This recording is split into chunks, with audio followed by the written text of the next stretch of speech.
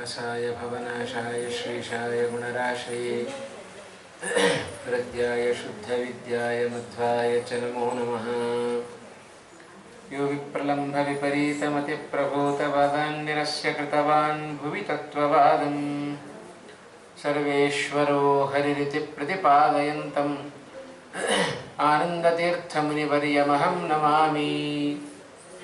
भवति यदनुभावादेडमुकोऽपि वाग्मी जडमतिरपि जन्तुर्जायते प्राज्ञमौलिः सकलवचनचेतो देवता भारती सा मम वचसि निधत्तां सन्निधिं मानसे च अनवद्यात्मचारित्र्यं वादिखद्योतभास्करं विद्यामान्यगुरुं वन्दे विद्याविद्योतभास्वरम् महत्कृतिशतैर्नित्यं विश्वरक्षणदीक्षितान् विश्वेशतीर्थचरणान् वन्दे विद्यागुरून् मम। आपादमौलिपर्यन्तं गुरूणामाकृतिं स्मरेत् तेन विघ्नाः प्रणश्यन्ति सिद्ध्यन्ति च मनोरथाः। पृथ्वीमण्डलमध्यस्थाः पूर्णबोधमतानुगाः वैष्णवाः विष्णुहृदयाः तान् नमस्ये गुरून् मम। श्रीगुरुभ्यो नमः। श्रीमदानन्दतीर्थभगवत्पादाचार्यगुरुभ्यो नमः।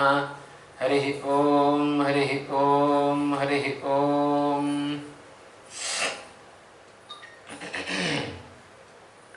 नारायणं नमस्कृत्य नरं चैव नरोत्तमं देवीं सरस्वतीं व्यासं ततो जयमुदीरये। वेदव्यासगुणावास विद्याधीशसतां वश मां निराशं गतक्लेशं कुर्वनाशं हरे निशम्। कृष्णं वन्दे मन्थपाशधरं दिव्यार्भकाकृतिं शिखाबन्धत्रयोपेतं भैष्मीमध्वकरार्चितम्। ಪುರಾಣ ಪ್ರತಿಪಾದ್ಯನಾದ ಭಗವಂತನಿಗೆ ನಮನಗಳನ್ನು ಸಲ್ಲಿಸಿ ವೈಶಂಪಾಯನರು ಜನಮೇಜಯನಿಗೆ ಭಗವಂತನ ಆ ವಂಶಾವಳಿಯ ಚರಿತ್ರೆಯನ್ನೆಲ್ಲ ಹೇಳ್ತಾ ಹೇಗೆಲ್ಲ ಬ್ರಹ್ಮದೇವರಿಂದ ಸೃಷ್ಟಿಯಾಯಿತು, ಬ್ರಹ್ಮದೇವರಿಂದ ಯಾರ್ಯಾರು ಸೃಷ್ಟರಾದರು, ಸೃಷ್ಟರಾದ ವ್ಯಕ್ತಿಗಳಲ್ಲಿ ಮೊದಲನೆಯವ ಸ್ವಯಂಭುವ ಮನು. ಆ ಸ್ವಯಂಭುವ ಮನುವಿನ ವಂಶದ ಚರಿತ್ರೆಯನ್ನು ಹೇಳುವಾಗ ಸ್ವಯಂಭುವ ಮನುವಿಗೆ 5 ಜನ ಮಕ್ಕಳು, ಅದರಲ್ಲಿ 2 ಗಂಡು ಮಕ್ಕಳನ್ನು ಸ್ವಯಂಭುವ ಮನು ತಾನು ಪಡೆದುಕೊಳ್ಳುತ್ತಾನೆ. ಆ ಸ್ವಯಂಭುವ ಮನುವಿನ 2ನೆಯ ಮಗನೇ ಉತ್ತಾನಪಾದ. ಆ ಉತ್ತಾನಪಾದನ ಚರಿತ್ರೆಯನ್ನು ಹರಿವಂಶ ಮೊದಲು ತಾನು ಹೇಳ್ತಾ ಇದೆ. ಆ ಉತ್ತಾನಪಾದನನ್ನು ಅತ್ರಿ ಅಂತ ಒಬ್ಬರು ಋಷಿಗಳು ತಾವು ದತ್ತುವನ್ನು ಸ್ವೀಕಾರ ಮಾಡುತ್ತಾರೆ. ಅನೇಕ ವರ್ಷಗಳಲ್ಲಿ ಮಕ್ಕಳಿಲ್ಲದ ಆ ಅತ್ರಿ ಋಷಿಗಳು ಈ ಉತ್ತಾನಪಾದನನ್ನು ದತ್ತುಪುತ್ರನನ್ನಾಗಿ ತಾವು ಸ್ವೀಕಾರ ಮಾಡುತ್ತಾರೆ. ಧರ್ಮ ಎಂಬ ಪ್ರಜಾಪತಿ ತಾನು ಅಶ್ವಮೇಧ ಯಾಗವನ್ನು ಮಾಡುತ್ತಾನೆ. ಮಾಡಿದ್ದರ ಉದ್ದೇಶ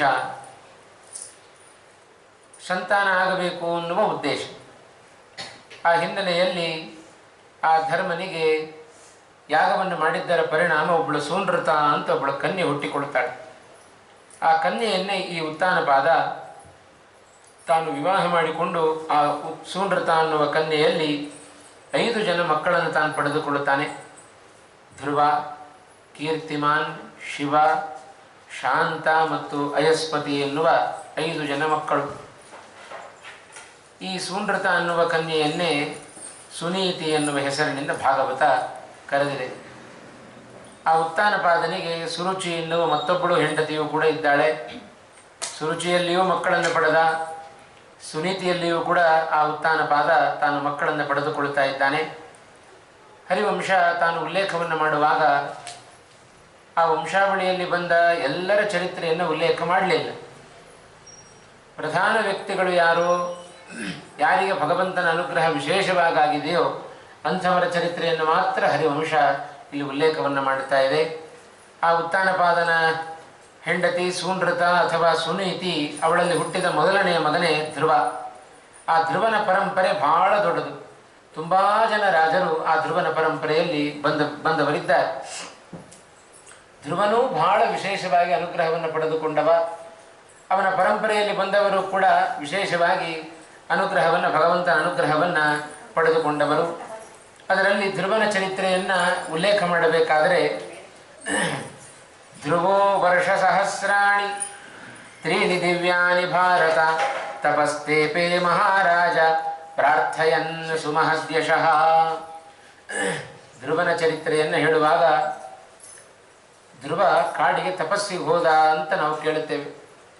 ಕಾಡಿಗೆ ತಪಸ್ಸಿಗೆ ಹೋದ ಅಂತ ಹರಿವಂಶ ಉಲ್ಲೇಖ ಮಾಡಿತ್ತು. ಯಾಕೆ ಕಾಡಿಗೆ ಹೋದ ಅನ್ನೋದನ್ನು ಭಾಗವತ ಉಲ್ಲೇಖ ಮಾಡುತ್ತಾ ಇತ್ತು. ಹೀಗೆ ವ್ಯಾಸರು ತಾವು ಪುರಾಣಗಳನ್ನು ರಚನೆ ಮಾಡುವಾಗ ಒಂದೇ ಕಡೆಯಲ್ಲಿ ಎಲ್ಲವನ್ನ ಹೇಳೋದಿಲ್ಲ. ಒಂದು ಪುರಾಣವನ್ನು ಅಧ್ಯಯನ ಮಾಡ್ತಾ ಇದ್ದೇವೆ ಅಂತ ಹೇಳಿದರೆ ಉಳಿದ ಅಷ್ಟೂ ಪುರಾಣಗಳ ಪುಸ್ತಕ ನಮ್ಮ ಎದುರಿಗಿರಬೇಕು. ಆಗ ಒಂದು ಕಥೆಯ ಪರಿಪೂರ್ಣವಾದ ಒಂದು ಮಾಹಿತಿಯನ್ನು ನಾವು ಪಡೆದುಕೊಳ್ಳಲಿಕ್ಕೆ ಸಾಧ್ಯತೆ ಇದೆ. ಹಾಗಾಗಿ ಆ ಧ್ರುವ ತಾನು ಕಾಡಿಗೆ ಹೋಗುವ ಪ್ರಸಂಗ ಬಂದದ್ದು ತಂದೆಯಾದ ಉತ್ತಾನಪಾದನ ತೊಡೆಯ ಮೇಲೆ ಕೂಡಬೇಕು ಅಂತ ಮನಸ್ಸನ್ನು ಮಾಡಿದ. ಆದರೆ ತಾಯಿಯಾದ ಸುರುಚಿ ಅವನಿಗೆ ಚೆನ್ನಾಗಿ ಜೋರು ಮಾಡುತ್ತಾ ಇದ್ದಾಳೆ.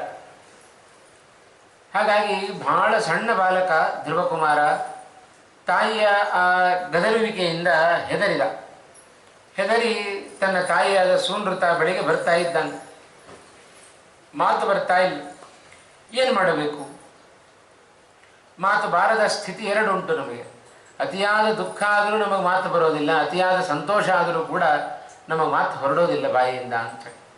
ಧ್ರುವನಿಗೆ ಅವನ ಜೀವನದಲ್ಲಿ ಎರಡೂ ಆಗಿಬಿಡ್ತು. ತಾಯಿ ಸುನೀತಿ ಸುರುಚಿ ತಾನು ಜೋರು ಮಾಡಿದಾಗ ಬಹಳ ದುಃಖ ಆಯಿತು. ತಾಯಿ ಏನಾಯಿತು ಅಂತ ಕೇಳಿದ್ಲು ಸುನೀತಿ, ಮಾತು ಬರಲಿಲ್ಲ. ಅಕ್ಕಪಕ್ಕದವರ ಮೂಲಕ ಕೇಳಿ ತಿಳಿದುಕೊಂಡ್ಳು. ಸುರುಚಿ ತಾನು ಬೈದಿದ್ದಾಳೆ ಧ್ರುವನನ್ನು. ತಂದೆಯ ಸ್ಥಾನವನ್ನು ಪಡಿಬೇಕು ಅಂತಾದರೆ ಮತ್ತೊಮ್ಮೆ ಕಾಡಿಗೆ ಹೋಗಿ ತಪಸ್ಸನ್ನು ಮಾಡಿ ನನ್ನ ಹೊಟ್ಟೆಯಲ್ಲಿ ಹುಟ್ಟಿ ಬಾ ಅಂತ ಬೈತಾ ಇದ್ದಾಳೆ. ಆ ವಿಷಯ ಗೊತ್ತಾಯಿತು. ಸುನೀತಿ ಹೇಳ್ತಾ ಇದ್ದಾಳೆ, ತಾಯಿ ಹೇಳಿದ್ದನ್ನಷ್ಟನ್ನು ನಡೆಸಬೇಕು ಅಂತಿಲ್ಲ, ಅರ್ಧಾಂಶವನ್ನು ಮಾತ್ರ ಸ್ವೀಕಾರ ಮಾಡು, ಕಾಡಿಗೆ ಹೋಗಿ ತಪಸ್ಸನ್ನು ಮಾಡು, ಅವಳ ಹೊಟ್ಟೆಯಲ್ಲಿ ಹುಟ್ಟಬೇಕು ಅಂತ ಮಾತ್ರ ಬಯಸಬೇಡ. ಆಗ ಸುನೀತಿ ಹೇಳ್ತಕ್ಕಂಥ ಒಂದು ಮಾತು, ಆದರ್ಶಳಾದ ತಾಯಿ ಅವಳು ಸುನೀತಿ ಒಂದೇ ಒಂದು ಮಾತು ಹೇಳುತ್ತಾಳೆ ಧ್ರುವನಿಗೆ, ಮಾಮಂಗಲಂ ತಾತ ಪರೇಶು ಮಂಸ್ಥಾಹ. ಮಗನೇ, ಯಾವತ್ತಿಗೂ ಕೂಡ ಮತ್ತೊಬ್ಬರಿಗೆ ನೀನು ಅನ್ಯಾಯವನ್ನು ಬಯಸಬೇಡ, ಅಧರ್ಮವನ್ನು ಮಾಡಲಿಕ್ಕೆ ಹೋಗಬೇಡ. ಏನು ಮಾಡಬೇಕು? ನೀನು ತಾಯಿ ಹೇಳಿದ್ದಾಳಲ್ವಾ ಕಾಡಿಗೆ ಹೋಗಿ ಆಸನ ಬೇಕು ಅಂತಾದರೆ ಮತ್ತೊಮ್ಮೆ ನನ್ನ ಹೊಟ್ಟೆಯಲ್ಲಿ ಹುಟ್ಟಿ ಬಾ ಅಂತ ಹೇಳ್ತಾ ಇದ್ದ. ಕಾಡಿಗೆ ಹೋಗಿ ತಪಸ್ಸು ಮಾಡು. ಆರಾಧಯ ಅಧೋಕ್ಷಜ ಪಾದಮೂಲಂ ಯದೀಚ್ಛಸೆ ಆಸನ ಅಧ್ಯಾಸನೋ ಉತ್ತಮೋ ಯಥಾ. ಕಾಡಿಗೆ ಹೋಗಿ ಉತ್ತಮವಾದ ತಪಸ್ಸನ್ನು ಆಚರಣೆ ಮಾಡು. ಆರಾಧಯ ಅಧೋಕ್ಷಜ ಪಾದಪದ್ಮಂ.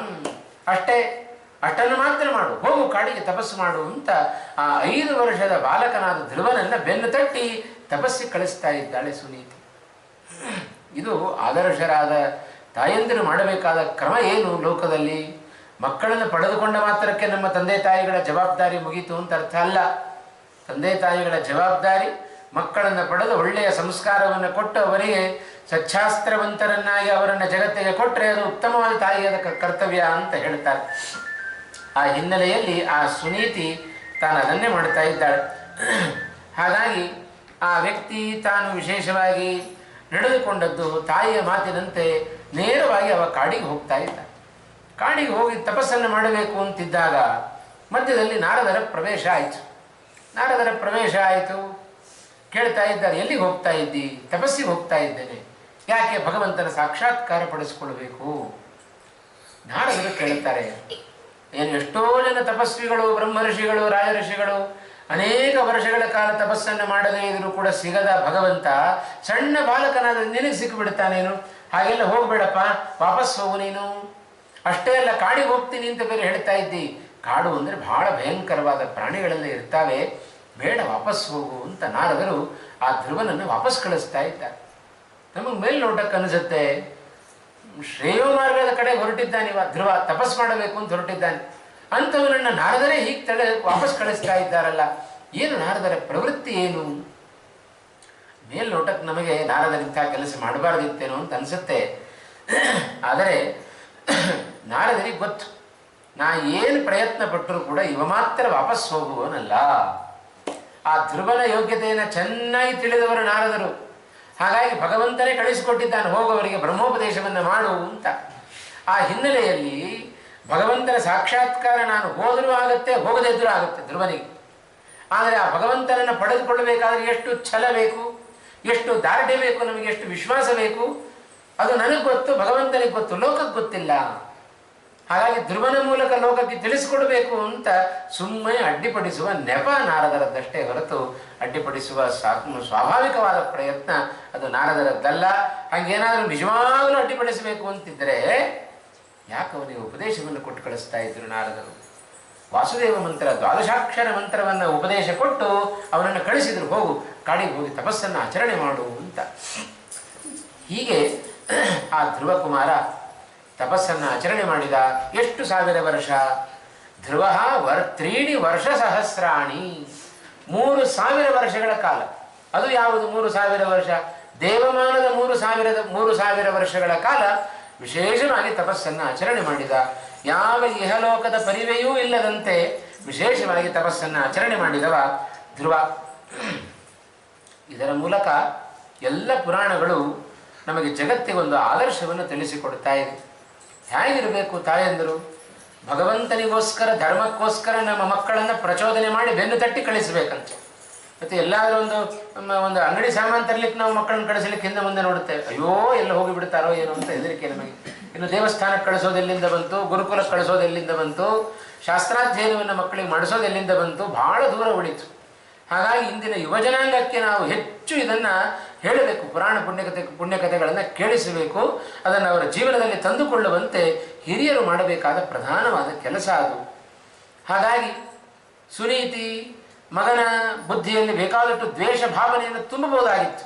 ಬೇಡ, ಹೋಗು, ಕಾಡಿಗೆ ಹೋಗು, ಭಗವಂತನನ್ನು ಕುರಿತು ತಪಸ್ಸನ್ನು ಆಚರಣೆ ಮಾಡುವಂಥ ಆದರ್ಶವಾದ ಮಹಿಳೆಯನ್ನು ನಾವು ಧ್ರುವನ ತಾಯಿಯನ್ನು ನಾವು ಕಾಣ್ತೇವೆ. ಅಷ್ಟೇ ಆದರ್ಶದ ಮಹಿಳೆಯನ್ನು ರಾಮಾಯಣದಲ್ಲೂ ಕೂಡ ನಾವು ಕಾಣುತ್ತೇವೆ. ಇದೇ ರಾಮಚಂದ್ರ ಕಾಡಿಗೆ ಹೊರಟು ನಿಂತಾಗ ಲಕ್ಷ್ಮಣ ಹೇಳಿದ, ರಾಮ ನಾನು ಬರ್ತೇನೆ ಕಾಡಿಗೆ. ಮೊದಲು ಬೇಡ ಅಂತಂದ, ಬಿಡಲಿಲ್ಲ, ಹಠ ಬಿಡಲಿಲ್ಲ. ಲಕ್ಷ್ಮಣನನ್ನು ಕೊನೆಗೆ ಆಯ್ತು ಕರ್ಕೊಂಡು ಹೋಗ್ತೇನೆ ಅಂತ ಶ್ರೀರಾಮಚಂದ್ರ ಅವನನ್ನು ಕರ್ಕೊಂಡು ಹೊರಟಾಗ ಒಂದು ಮಾತು ತಾಯಿಗೆ ಹೇಳಿ ಬಂದ್ಬಿಡ್ತೇನೆ ಅಂತ ಸುಮಿತ್ರೆಯ ಬಳಿಗೆ ಬರ್ತಾನೆ ಲಕ್ಷ್ಮಣ. ಅಮ್ಮ, ಕಾಡಿಗೆ ಹೋಗ್ತಾ ಇದ್ದೇನೆ ರಾಮನ ಜೊತೆಗೆ. ಬೆನ್ನು ತಟ್ಟಿ ಕಳಿಸಿದ್ಲು ಸುಮಿತ್ರೆ. ಸೃಷ್ಟಸ್ತ್ವಂ ವನವಾಸಾಯ, ನೀನು ಹುಟ್ಟಿದ್ದೇ ಕಾಡಿಗೆ ಹೋಗ್ಲಿಕ್ಕೋಸ್ಕರ, ಹೋಗು ಅಂತಂದು. ಬೇರೆ ಯಾರಾದರೂ ಆಗಿದ್ರೆ ತಾಯಂದರು, ಅವ್ನು ನಿನಗೇನು ಗ್ರಹಚಾರ, ಸುಮ್ಕೂಡು, ಅವನು ಹೋದ್ರೆ ಹೋಗಲಿ, ನಿನಗೆ ಮುಂದಿನ ಪಟ್ಟ ಸಿಗತ್ತೆ ಅಂತ ಹೇಳ್ತಿದ್ರು. ಆದರೆ ಸುಮಿತ್ರೆ ತಾನು ಹೇಳ್ತಾ ಇದ್ದಾಳೆ, ಹೋಗು, ನೀನು ಹುಟ್ಟಿದ್ದೇ ಕಾಡಿಗೆ ಹೋಗ್ಲಿಕ್ಕೋಸ್ಕರ, ಹೋಗಿ ಸುಮ್ಮನೆ ಹೀಗೆ ಹೋಗಿ ಹಾಗೆ ವಾಪಸ್ ಬಂದು ಬಿಡಬೇಡ. ರಾಮಂ ದಶರಥಂ ವಿದ್ಧಿ ಮಾಂ ವಿದ್ಧಿ ಜನಕಾತ್ಮಜಾಂ, ರಾಮನನ್ನೇ ದಶರಥ ಅಂತ ತಿಳಿದುಕೋ, ನನ್ನ ಸೀತೆಯನ್ನೇ ನಾನು ಅಂತ ತಿಳಿದುಕೋ. ಅಯೋಧ್ಯಾಂ ಅಟವೀಂ ವಿದ್ಧಿ, ಆ ಕಾಡನ್ನೇ ಅಯೋಧ್ಯ ಪಟ್ಟಣ ಅಂತ ತಿಳಿದುಕೋ. ಸೃಷ್ಟಸ್ತ್ವಂ ವನವಾಸಾಯ, ನಡಿ ನೀನು ಕಾಡಿಗೆ ಅಂತ ಆ ಲಕ್ಷ್ಮಣನ ರಾಮಚಂದ್ರನ ಸೇವೆಗೋಸ್ಕರ ಕಳಿಸಿದ ತಾಯಿ ಅವಳು ಸುಮಿತ್ರೆ. ಇದೆಲ್ಲ ಪುರಾಣ ಇತಿಹಾಸಗಳು ಎಂಥ ಆದರ್ಶ ಮಹಿಳೆಯರನ್ನು ನಮ್ಮ ಮುಂದೆ ಇಟ್ಟಿದೆ. ನಮ್ಮಲ್ಲಿಯೂ ಕೂಡ ಇಂಥ ಆದರ್ಶಗಳು ಬರಬೇಕು. ಆಗ ಮಾತ್ರ ಭಗವಂತನ ಬಗ್ಗೆ, ಧರ್ಮದ ಬಗ್ಗೆ ಮಕ್ಕಳನ್ನು ಪ್ರಚೋದಿಸುವ ಬುದ್ಧಿ ಅದು ಹಿರಿಯರಲ್ಲಿ, ತಂದೆ ತಾಯರಲ್ಲಿ ಹಿರಿಯರಲ್ಲಿದ್ದಾಗ ಮಾತ್ರ ಮಕ್ಕಳಲ್ಲಿ ಅಂಥ ಒಂದು ಉತ್ತಮವಾದ ಸಂಸ್ಕಾರ ಅದು ಬೆಳೀಲಿಕ್ಕೆ ಸಾಧ್ಯ. ಹಾಗಾಗಿ ಸುನೀತಿ ತಾನು ಬೆನ್ನು ತಟ್ಟಿ ಆ ಧ್ರುವನನ್ನು ತಾನು ಕಳಿಸಿದಳು. ಧ್ರುವ ಉತ್ತಮವಾದ ತಪಸ್ಸನ್ನು ತಾನು ಆಚರಣೆ ಮಾಡಿದ. ಭಗವಂತನ ಭಾರಿ ಅನುಗ್ರಹಕ್ಕೆ ಪಾತ್ರನಾದ ಆ ಧ್ರುವ. ಎಂಥ ಅನುಗ್ರಹ! ಒಂದು ಕ್ಷಣ ಧ್ಯಾನ ಅಂದರೆ ಧ್ರುವನಂಥ ಧ್ಯಾನ ಆಗಬೇಕು ಅಂತ ಹೇಳ್ತಾರೆ. ನಾವೆಲ್ಲ ಕಣ್ಣು ಮುಚ್ಚಿದರೆ ಯಾರು ಕಾಣಬೇಕೋ ಒಬ್ಬ ಬಿಟ್ಟು ಉಳಿದದ್ದೆಲ್ಲ ನಮ್ಮ ದೃಷ್ಟಿಯಲ್ಲಿ ನಮ್ಮ ಮನಸ್ಸಿನಲ್ಲಿ ಬರ್ತಾರೆ. ನಮ್ಮ ಧ್ಯಾನಕ್ಕೆ ಗುರಿ ಭಗವಂತ. ಆ ಗುರಿ ಒಂದು ಬಿಟ್ಟು ಉಳಿದದ್ದೆಲ್ಲ ಕಾಣಿಸುತ್ತೆ ನಮ್ಮ ಕಣ್ಣಿಗೆ, ನಮ್ಮ ಮನಸ್ಸಿಗೆ. ಆ ಗುರಿ ಮಾತ್ರ ಕಾಣಿಸೋದಿಲ್ಲ. ಅದಕ್ಕೆ ನಮ್ಮ ಧ್ಯಾನ ಸ್ವಾರ್ಥದ ಧ್ಯಾನ, ಬಕಧ್ಯಾನ. ಬಕಪಕ್ಷಿಯು ಧ್ಯಾನ ಮಾಡ್ತಾ ಇರುತ್ತೆ ನೋಡಿ, ಕಣ್ಣು ಮುಚ್ಚಿಕೊಂಡು ಒಂದೇ ಕಾಲಲ್ಲಿ ನಿಂತುಕೊಂಡಿರುತ್ತೆ, ಒಂಚೂರು ಅದರಲ್ಲಿ ಚಲನೆ ಕಾಣೋದಿಲ್ಲ. ಏನು ಅದರ ಮನಸ್ಸಿನಲ್ಲಿ ಏನಾದರೂ ಮೀನು ಬಂದರೆ ಗಕ್ಕಂತ ಹಿಡ್ಕೊಂಡ್ಬಿಡೋಣ. ಸ್ವಾರ್ಥದಿಂದ ಅದು ಅಚಲವಾಗಿ ನಿಂತುಕೊಂಡಿದೆ. ಆದರೆ ಧ್ರುವ ಅಚಲವಾಗಿ ತಾನು ನಿಂತದ್ದು ಸ್ವಾರ್ಥಕ್ಕೋಸ್ಕರ ಅಲ್ಲ, ಭಗವಂತನಿಗೋಸ್ಕರ ಧ್ರುವ ತಾನು ನಿಂತುಕೊಂಡಿದ್ದಾನೆ. ಹೀಗೆ ಮಾಡಿದರೆ ಧ್ರುವನಂತಹ ಧ್ಯಾನವನ್ನು ಮಾಡು. ಸ್ವಾರ್ಥದ ಧ್ಯಾನ ಬೇಡ, ಮೋಸದ ಧ್ಯಾನ ಬೇಡ.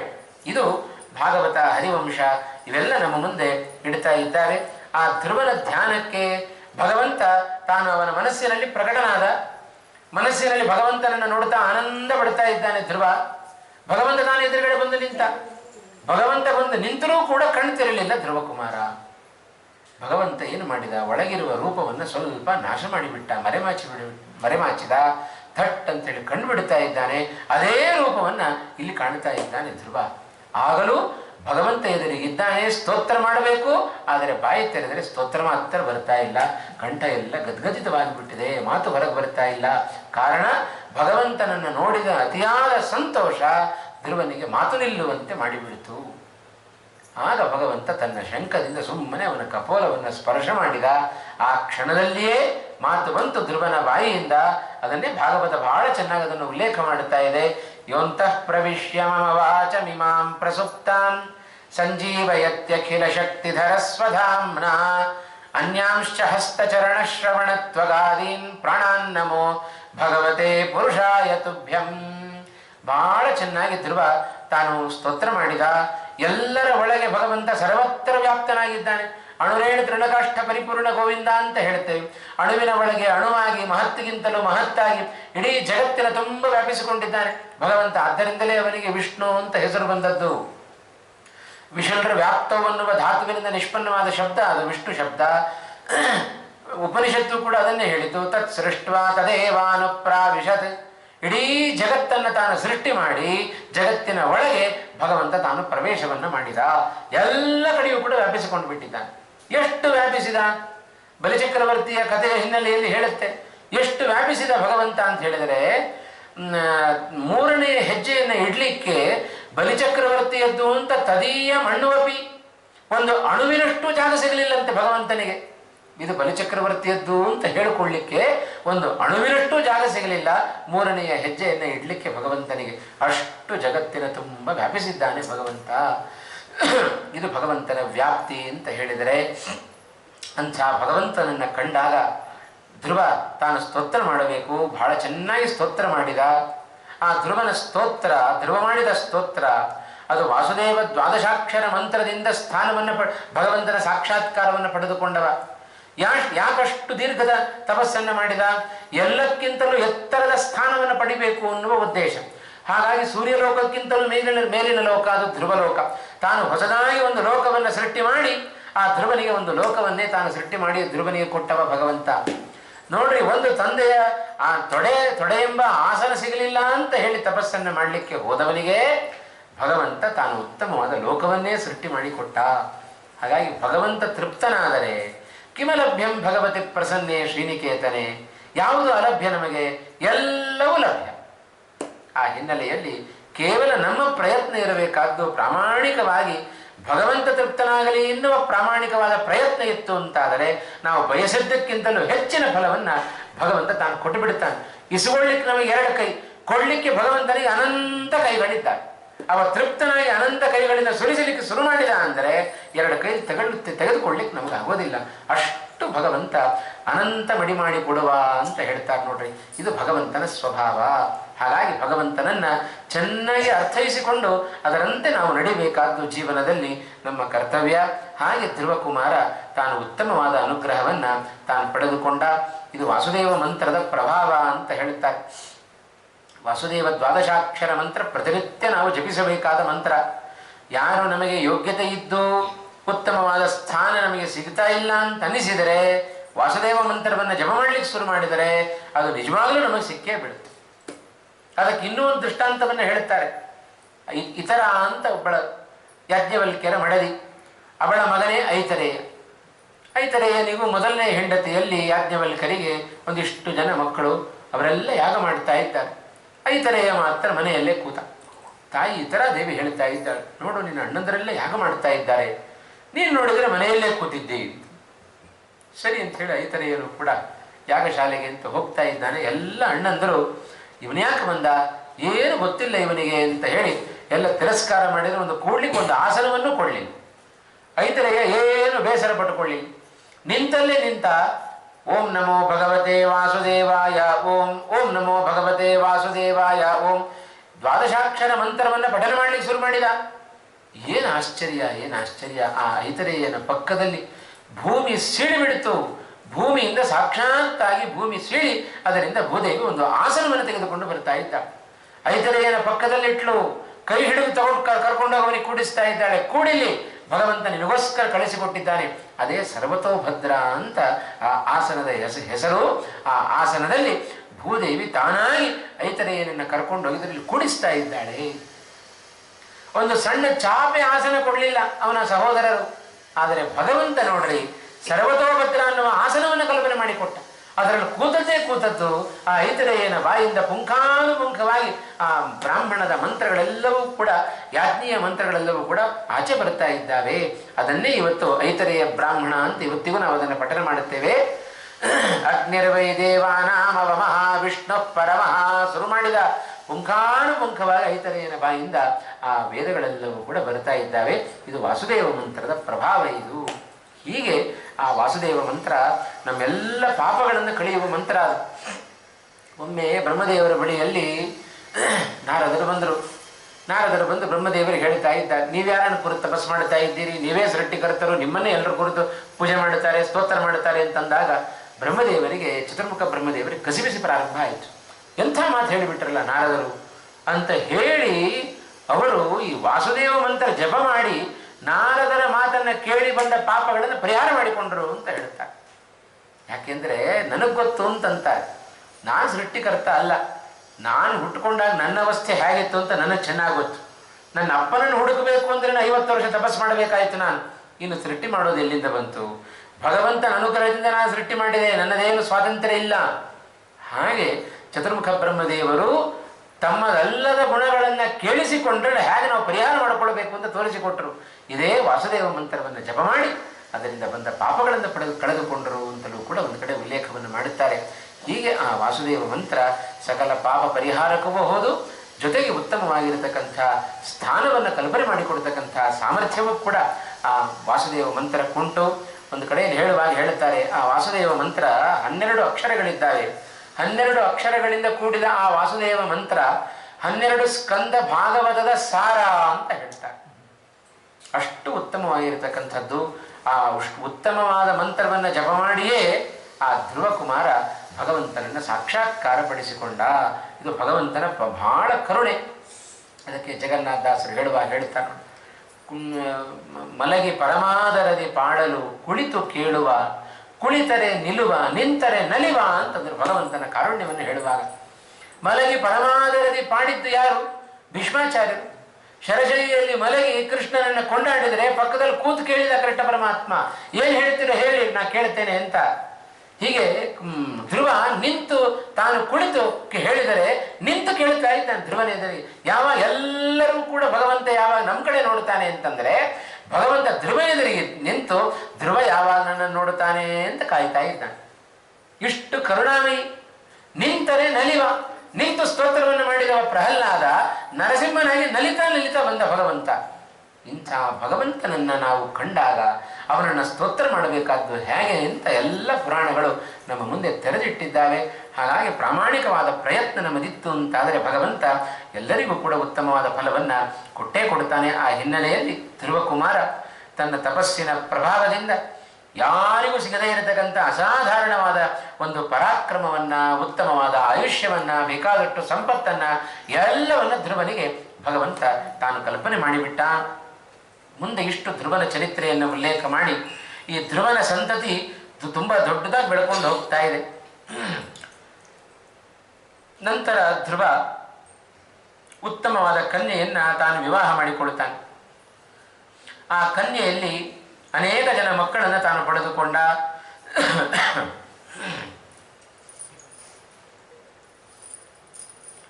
ತಸ್ಮಾತ್ ಶ್ಲಿಷ್ಟಂಚ ಭವ್ಯಂಚ ಧ್ರುವಾತ್ ಶಂಭು ವ್ಯಜಾಯತ ಶ್ಲಿಷ್ಟೇಃ ಆದತ್ತ ಸುಚ್ಛಾಯ ಪಂಚಪುತ್ರಾನ್ ಅಕಲ್ಮಷಾನ್ ರಿಪುಂ ಜಯನ್ ಪುಣ್ಯಂ ವೃಕಲಂ ವೃಕತೇಜಸಂ ರಿಪೋರಾಧತ್ತ ಬೃಹತಿ ಚಾಕ್ಷುಷಂ ಸರ್ವತೇಜಸಂ. ಧ್ರುವನಿಗೆ ಇಬ್ಬರು ಮಕ್ಕಳು ಹುಟ್ಟುತ್ತಾರೆ, ಶ್ಲಿಷ್ಟಿ ಮತ್ತು ಭವ್ಯ ಅಂತ ಇಬ್ಬರು ಮಕ್ಕಳು. ಆ ಭವ್ಯನಿಂದ ಶಂಭು ಎನ್ನುವ ಕುಮಾರ ಒಬ್ಬ ಜನಿಸಿದ.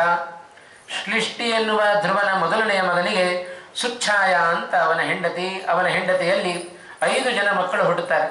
ರಿಪು, ರಿಪುಂಜಯ, ವಿಪ್ರ, ವೃಕಲ, ವೃಕತೇಜಸ್ಸು ಅಂತ. ಇದೆಲ್ಲ ಆ ಮಹಾತ್ಮರ ವಂಶದಲ್ಲಿ ಬಂದಿರತಕ್ಕಂಥ ಮಹಾ ವ್ಯಕ್ತಿಗಳ ಹೆಸರನ್ನು ಪುರಾಣ ಉಲ್ಲೇಖ ಮಾಡುತ್ತಾ ಇದೆ. ಆ ರಿಪುವಿನ ಹೆಂಡತಿ ಬೃಹತಿ, ಆ ಬೃಹತಿಯಲ್ಲಿ ಮಹಾ ತೇಜಸ್ವಿಯಾಗಿರತಕ್ಕಂಥ ಚಾಕ್ಷುಷ ಅನ್ನುವ ವ್ಯಕ್ತಿ ಹುಟ್ಟುತ್ತಾನೆ. ಆ ಚಾಕ್ಷುಷನಿಗೆ ಪುಷ್ಕರಣಿ ಎನ್ನುವ ವ್ಯಕ್ತಿಯಲ್ಲಿ ಮನು ಎಂಬ ಮಗ ಹುಟ್ಟುತ್ತಾನೆ. ಆ ಮನುವೆ ಮುಂದೆ ನಡ್ವಲ ಅನ್ನುವ ಮಗಳಲ್ಲಿ 5 ಜನ ಮಕ್ಕಳನ್ನು ಪಡೆದುಕೊಳ್ಳುತ್ತಾನೆ. ಊರುಹು ಪೂರುಹು ಶತದ್ಯುಮ್ನಃ ತಪಸ್ವಿ ಸತ್ಯವಾನ್ ಕವಿ. ಹೀಗೆ ಊರು, ಪುರು, ಕುರು ಮತ್ತೆ ಶತದ್ಯುಮ್ನ, ತಪಸ್ವಿ ಮತ್ತೆ ಸತ್ಯವಾನ್ ಮತ್ತೆ ಶುಚಿ ಅಂತ ಹೀಗೆ 10 ಮಂದಿ ಮಕ್ಕಳನ್ನು ಅಗ್ನಿಷ್ಠೋಮ, ಸುದ್ಯುಮ್ನ ಮತ್ತು ಅಭಿಮನ್ಯು ಅಂತ 10 ಮಂದಿ ಮಕ್ಕಳನ್ನು ಆ ಮನು ಅನ್ನುವ ವ್ಯಕ್ತಿ ತಾನು ಪಡೆದುಕೊಳ್ತಾ ಇದ್ದಾನೆ. ಇದೇ ವಂಶದಲ್ಲಿ ಮುಂದೆ ಆ ಊರುವಿಗೆ, ಆ ಧ್ರುವನ ಪರಂಪರೆಯಲ್ಲಿ ಬಂದ ಆ ಊರುವಿಗೆ ಮತ್ತೊಬ್ಬ ಅಗ್ನಿಪುತ್ರಿಯಲ್ಲಿ ಅಂಗ ಅಂತ ಒಬ್ಬ ರಾಜ ಹುಟ್ಟುತ್ತಾನೆ. ಅಂಗರಾಜ, ಸುಮನ, ಖ್ಯಾತಿ, ಕ್ರತು, ಅಂಗಿರ, ಗಯ ಅಂತ 6 ಮಂದಿ ಮಕ್ಕಳು, ಬಹಳ ಕಾಂತಿಯುತರಾದ ಮಕ್ಕಳು ಆ ಧ್ರುವನ ವಂಶದಲ್ಲಿ ಆ ಊರುವಿಗೆ ಹುಟ್ಟುತ್ತಾ ಇದ್ದಾರೆ. ಆ ಊರುವಿನ ಮೊದಲನೆಯ ಮಗ ಅಂಗ ಅಂತ ಒಬ್ಬ ರಾಜ. ಆ ಅಂಗರಾಜನಿಗೆ ಸುನೀತ ಅಂತ ಒಬ್ಬಳು ಹೆಂಡತಿ, ಅವಳು ಮೃತ್ಯುದೇವತೆಯ ಮಗಳಂತ. ಆ ಮೃತ್ಯುದೇವತೆಯ ಮಗಳಾದ ಸುನೀತ ಅನ್ನುವ ಕನ್ಯೆಯನ್ನ ಆ ಅಂಗರಾಜ ತಾನು ವಿವಾಹ ಮಾಡಿಕೊಂಡ. ಬಹಳ ವರ್ಷಗಳ ಕಾಲ ಅವನಿಗೆ ಮಕ್ಕಳಿರಲಿಲ್ಲ. ತಪಸ್ಸನ್ನು ಮಾಡಿದ, ಯಾಗವನ್ನು ಮಾಡಿದಾಗ ಹೇಳಿದರು ಪ್ರಾರಂಭದಲ್ಲಿ, ಬೇಡಪ್ಪ, ಉದ್ದೇಶಪೂರ್ವಕವಾಗಿ ಮಕ್ಕಳಾಗ್ತಾ ಇಲ್ಲ, ಬೇಡ, ಪಡ್ಕೋಬೇಡ ಅಂತ ಹೇಳಿದರು. ಆದರೂ ಕೇಳದ ಆ ಅಂಗರಾಜ ಯಾಗವನ್ನು ಮಾಡಿದ. ಅದರಿಂದ ಒಬ್ಬ ಮಗ ಹುಟ್ಟುತ್ತಾನೆ. ಅವನೇ ವೇನ ಅಂತ. ವೇನ ಅಂದರೆ ಬಹಳ, ವೇನ ಶಬ್ದಕ್ಕೆ ಅರ್ಥ ಪೀಡೆ ಅಂತ ಅರ್ಥ. ಹೆಸರಿಗೆ ತಕ್ಕಂತೆ ಇಡೀ ಲೋಕಕ್ಕೆ ಪೀಡೆಯನ್ನು ಕೊಡಲಿಕ್ಕೆ ಪ್ರಾರಂಭ ಮಾಡಿದ. ಮಹಾ ದುಷ್ಟನಾಗಿ ಬೆಳೀತಾ ಇದ್ದಾನೆ ಆ ಅಂಗರಾಜನ ಮಗ. ಅವ ಬೆಳೆದದ್ದು ಕೂಡ ಮಾತಾಮಹನ ಮನೆಯಲ್ಲಿ ಬೆಳೆದ, ಮೃತ್ಯುದೇವತೆಯ ಮನೆಯಲ್ಲಿ ಬೆಳೀತಾ ಇದ್ದಾನೆ. ಹಾಗಾಗಿ ಎಲ್ಲ ಸಂಸ್ಕಾರ ಅವನಿಗೆ ಅದರದ್ದೇ ಬಂದ್ಬಿಡ್ತು. ಎಲ್ಲ ದೈತ್ಯರ ಸಂಸ್ಕಾರವೇ ಅವನಿಗೆ ಬಂತು. ಎಲ್ಲ ಮಕ್ಕಳನ್ನು ತಗೊಂಡು ಹೋಗಿ ವಿನಾಕಾರಣ ಆ ಸರಿಯು ನದಿಗೆ ಹಾಕೋದು, ಇದ್ದವರಿಗೆಲ್ಲ ಸುಮ್ಮನೆ ಕೀಟ್ಲೆ ಕೊಡೋದು, ಅವರಿಗೆಲ್ಲ ಹಿಂಸೆ ಮಾಡೋದು, ಹಿಂಸೆ ಮಾಡಿ ಬಹಳ ಆನಂದವನ್ನು ಪಡೋದು, ಹೀಗೆ ಪ್ರವೃತ್ತಿ ಆದಾಗ ಮಗನನ್ನು ತಡೆ ಹಿಡಿಯಲಿಕ್ಕೆ ಅವನಿಗೆ ಸಾಧ್ಯ ಆಗಲಿಲ್ಲ. ಕೂಡಲೇ ಏನು ಮಾಡಿದ ಅಂಗರಾಜ, ಊರು ಬಿಟ್ಟು. ಎರಡು ಕೈ ತಡಿಲಿಕ್ಕೆ ಆಗ್ತಾ ಇಲ್ಲ ಮಗನ ಈ ಉಪಟಳ. 1-2 ಅವನದ್ದು ಎಲ್ಲ ರೀತಿಯಲ್ಲಿಯೂ ಕೂಡ ಅಪಚಾರವನ್ನು ಮಾಡಿದ, ಅತ್ಯಾಚಾರ ಮಾಡಿದ, ಅನಾಚಾರ ಮಾಡಿದ. ಎಲ್ಲ ಪ್ರಜೆಗಳು ನೊಂದುಕೊಳ್ಳುವಂತೆ ಅವ ಇದ್ದಾನೆ. ಹೇಳಿ ಕೇಳಿ ರಾಜಕುಮಾರ. ರಾಜರ ಪ್ರಭಾವಗಳಿಗಿಂತಲೂ ಅವರ ಮಕ್ಕಳದ್ದೇ ದರ್ಬಾರ ಜಾಸ್ತಿ ಆಗಿರುತ್ತೆ. ಈಗಲೂ ಕೂಡ ಅದೇ ನೋಡಿ, ಹೆಸರಿಗೆ ಪ್ರಜಾರಾಜ್ಯ ಅಂತ ಆಳುವ ಮಂತ್ರಿಗಳೇ ರಾಜರಂತೆ ಮೆರಿತಾ ಇರ್ತಾರೆ, ಅವರ ಮಕ್ಕಳು ಇನ್ನೂ ಮೆರಿತಾ ಇರ್ತಾರೆ. ಹಾಗಾಗಿ ಆ ರಾಜಕುಮಾರನಾಗಿ ಆ ವೇನ ಆ ಅಂಗರಾಜನ ಮಗನಾಗಿ ವಿಶೇಷವಾಗಿ ಏನಾಯ್ತಪ್ಪ,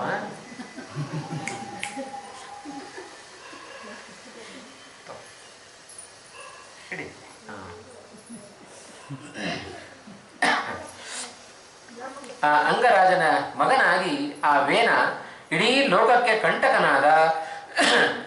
ಯಾವಾಗ ಅಂಗರಾಜ ಊರನ್ನು ಬಿಟ್ಟನೋ ಕೂಡಲೇ ಆಗ ಅರಾಜಕತೆ ಉಂಟಾಯಿತು. ಅರಾಜಕತೆ ಆದಾಗ ಅನಿವಾರ್ಯವಾಗಿ ಈ ವೇನನನ್ನೇ ರಾಜನನ್ನಾಗಿ ಮಾಡಬೇಕಾಯಿತು. ಏನೋ ಅಧಿಕಾರ ಇಲ್ಲದೇ ಇದ್ದರೆ ಇಷ್ಟು ದುಷ್ಟತನದಿಂದ ಕೂಡಿದ ಆ ವೇನ ಯಾವಾಗ ಅಧಿಕಾರ ಸಿಕ್ಕಿತೋ ಇನ್ನೂ ಹೆಚ್ಚು ಅಧರ್ಮವನ್ನು ಬೆಳೆಸ್ತಾ ಹೋದ. ಅವ ಮೊದಲು ಮಾಡಿದ್ದು ಎಲ್ಲ ದೇವಸ್ಥಾನಗಳನ್ನು ಕೆಡವಿದ. ವೇನ ಎಲ್ಲ ದೇವಸ್ಥಾನಗಳನ್ನು ಕೆಡವಿ ಶಾಪಿಂಗ್ ಕಾಂಪ್ಲೆಕ್ಸ್ ಕಟ್ಟಿಬಿಟ್ಟು ಧರ್ಮವನ್ನೆಲ್ಲ ಹಾಳು ಮಾಡಿದ. ಎಲ್ಲ ಯಜ್ಞ ಯಾಗಾದಿಗಳನ್ನು ನಿಲ್ಲಿಸಿಬಿಟ್ಟ. ಎಲ್ಲ ಋಷಿಗಳು ಬಂದರು, ಮುನಿಗಳು ಬಂದರು, ಅವನಿಗೆ ಬುದ್ಧಿವಾದ ಹೇಳ್ತಾ ಇದ್ದಾರೆ. ನೋಡಪ್ಪ, ಒಂದು ರಾಜ್ಯ ಅದು ಚೆನ್ನಾಗಿ ನಡಿಬೇಕು ಅಂತಾದರೆ 4 ಅಂಗ ಇರಬೇಕು ರಾಜ್ಯಕ್ಕೆ. ಒಂದು ಧರ್ಮಾಂಗ ಬೇಕು, ನ್ಯಾಯಾಂಗ ಬೇಕು, ಸೇನಾಂಗ ಬೇಕು, ಅರ್ಥಾಂಗನೂ ಇರಬೇಕು, ಎಲ್ಲವೂ ಇರಬೇಕು. ಒಂದು ಅಂಗ ಅದು ಊನಾಗಿ ಬಿಟ್ರೆ ಊನಾಂಗ ಆಗೋದಿಲ್ಲೇನು ನಿನ್ನ ರಾಜ್ಯ? ಹಾಗೆಲ್ಲ ಧರ್ಮವನ್ನು ಹಾಳು ಮಾಡಬೇಡ, ಚೆನ್ನಾಗಿ ಬೆಳೆಸು, ಧರ್ಮಕ್ಕೆ ಅನುಕೂಲ ಮಾಡಿಕೊಡು. ಓ, ಸ್ವಲ್ಪ ಬುದ್ಧಿ ತಿರುಗಿತು ವೇನನಿಗೆ. ಆಯ್ತು, ನಾಳೆಯಿಂದ ಎಲ್ಲರೂ ಕೂಡ ಹೋಮ ಮಾಡ್ರಿ. ಹೋಮ ಮಾಡುವಾಗ ಆಹುತಿಯನ್ನು ಕೊಡಬೇಕಾದ್ರೆ ವೇನಾಯ ಸ್ವಾಹ ವೇನಾಯ ಇದನ್ನಮಮ, ಎಲ್ಲರೂ ನನಗೇ ಆಹುತಿಯನ್ನು ಕೊಡಬೇಕು. ಹೀಗೆ ಮಾಡಿದಾಗ ಎಲ್ಲ ಋಷಿಮುನಿಗಳಿಗೆ ಸಿಟ್ಟು ಬಂತು. ಎಲ್ಲರೂ ಕೂಡ ಆ ವೇನನನ್ನ ಸಂಹಾರ ಮಾಡಿಬಿಡುತ್ತಾರೆ ತಮ್ಮ ತಪಸ್ಸಿನ ಶಕ್ತಿಯಿಂದ. ಆ ವೇನನ ಆ ಅಸ್ಥಿಯನ್ನು ಮಥನ ಮಾಡಿ ಅದರಿಂದ ಒಬ್ಬ ವ್ಯಕ್ತಿ ತಾನು ಹುಟ್ಟಿಕೊಂಡ, ಅವನೇ ಪೃಥು ಅಂತ. ಆ ಪೃಥುವಿನ ಚರಿತ್ರೆಯನ್ನು ಭಾಗವತ ಬಹಳ ವಿಸ್ತಾರವಾಗಿ ಹೇಳುತ್ತಾ ಇದೆ. ಹರಿವಂಶದಲ್ಲದನ್ನು ವ್ಯಾಸರು ಸಂಕ್ಷೇಪ ಮಾಡಿದರು. ಯಾಕೆಂದರೆ ಮತ್ತೊಂದು ಕಡೆ ಇದೆ, ಆದ್ದರಿಂದ ಅಲ್ಲಿ ಓದ್ಕೊಳ್ರಿ ಅಂತ ಬಿಡುತ್ತಾರೆ. ಹಾಗಾಗಿ ಆ ಪೃಥುವಿನ ಸಂತಾನ ಬಹಳ ದೊಡ್ಡದಾಗಿ ಪೃಥುವಿನ ಸಂತಾನ ಬೆಳೆದಿದೆ. ಇದೆಲ್ಲ ಆ ಧ್ರುವನ ವಂಶದಲ್ಲಿ ಬಂದಿರತಕ್ಕಂಥ ವ್ಯಕ್ತಿಗಳಾದ್ದರಿಂದ ಪ್ರಧಾನವಾಗಿ ಆ ಪೃಥು ಚಕ್ರವರ್ತಿಯ ಆ ವೇನನ ಮಗನಾಗಿ ಅಂಗರಾಜ ಬಂದ, ಅಂಗನ ಮಗನಾಗಿ ವೇನ ಬಂದ, ಆ ವೇನನ ಮಗನಾಗಿ ಈ ಪೃಥು ಚಕ್ರವರ್ತಿ ತಾನು ಬರ್ತಾ ಇದ್ದ. ಬಹಳ ಧಾರ್ಮಿಕನಾಗಿ, ಎಷ್ಟು ಅಧಾರ್ಮಿಕನಾಗಿದ್ದನೋ ವೇನ, ಅಷ್ಟೇ ಧಾರ್ಮಿಕತನದಿಂದ ಪೃಥು ಚಕ್ರವರ್ತಿ ತಾನು ವರ್ತನೆ ಮಾಡುತ್ತಾ ಇದ್ದಾನೆ. ಎಲ್ಲ ದೇವಸ್ಥಾನಗಳನ್ನು ಪುನರುಜ್ಜೀವನಗೊಳಿಸಿದ, ಎಲ್ಲ ಯಜ್ಞಾಗಾದಿಗಳನ್ನು ಮಾಡಿಸಿದ, ಇಡೀ ಭೂಮಂಡಲವನ್ನು ತಾನು ಆಳುತ್ತಾ ಇದ್ದಾನೆ ಪೃಥು. ಆ ಪೃಥು ಆಳಿದ್ದರಿಂದಲೇ ಈ ಭೂಮಂಡಲಕ್ಕೆ ಪೃಥ್ವಿ ಅಂತ ಹೆಸರು ಬಂತು.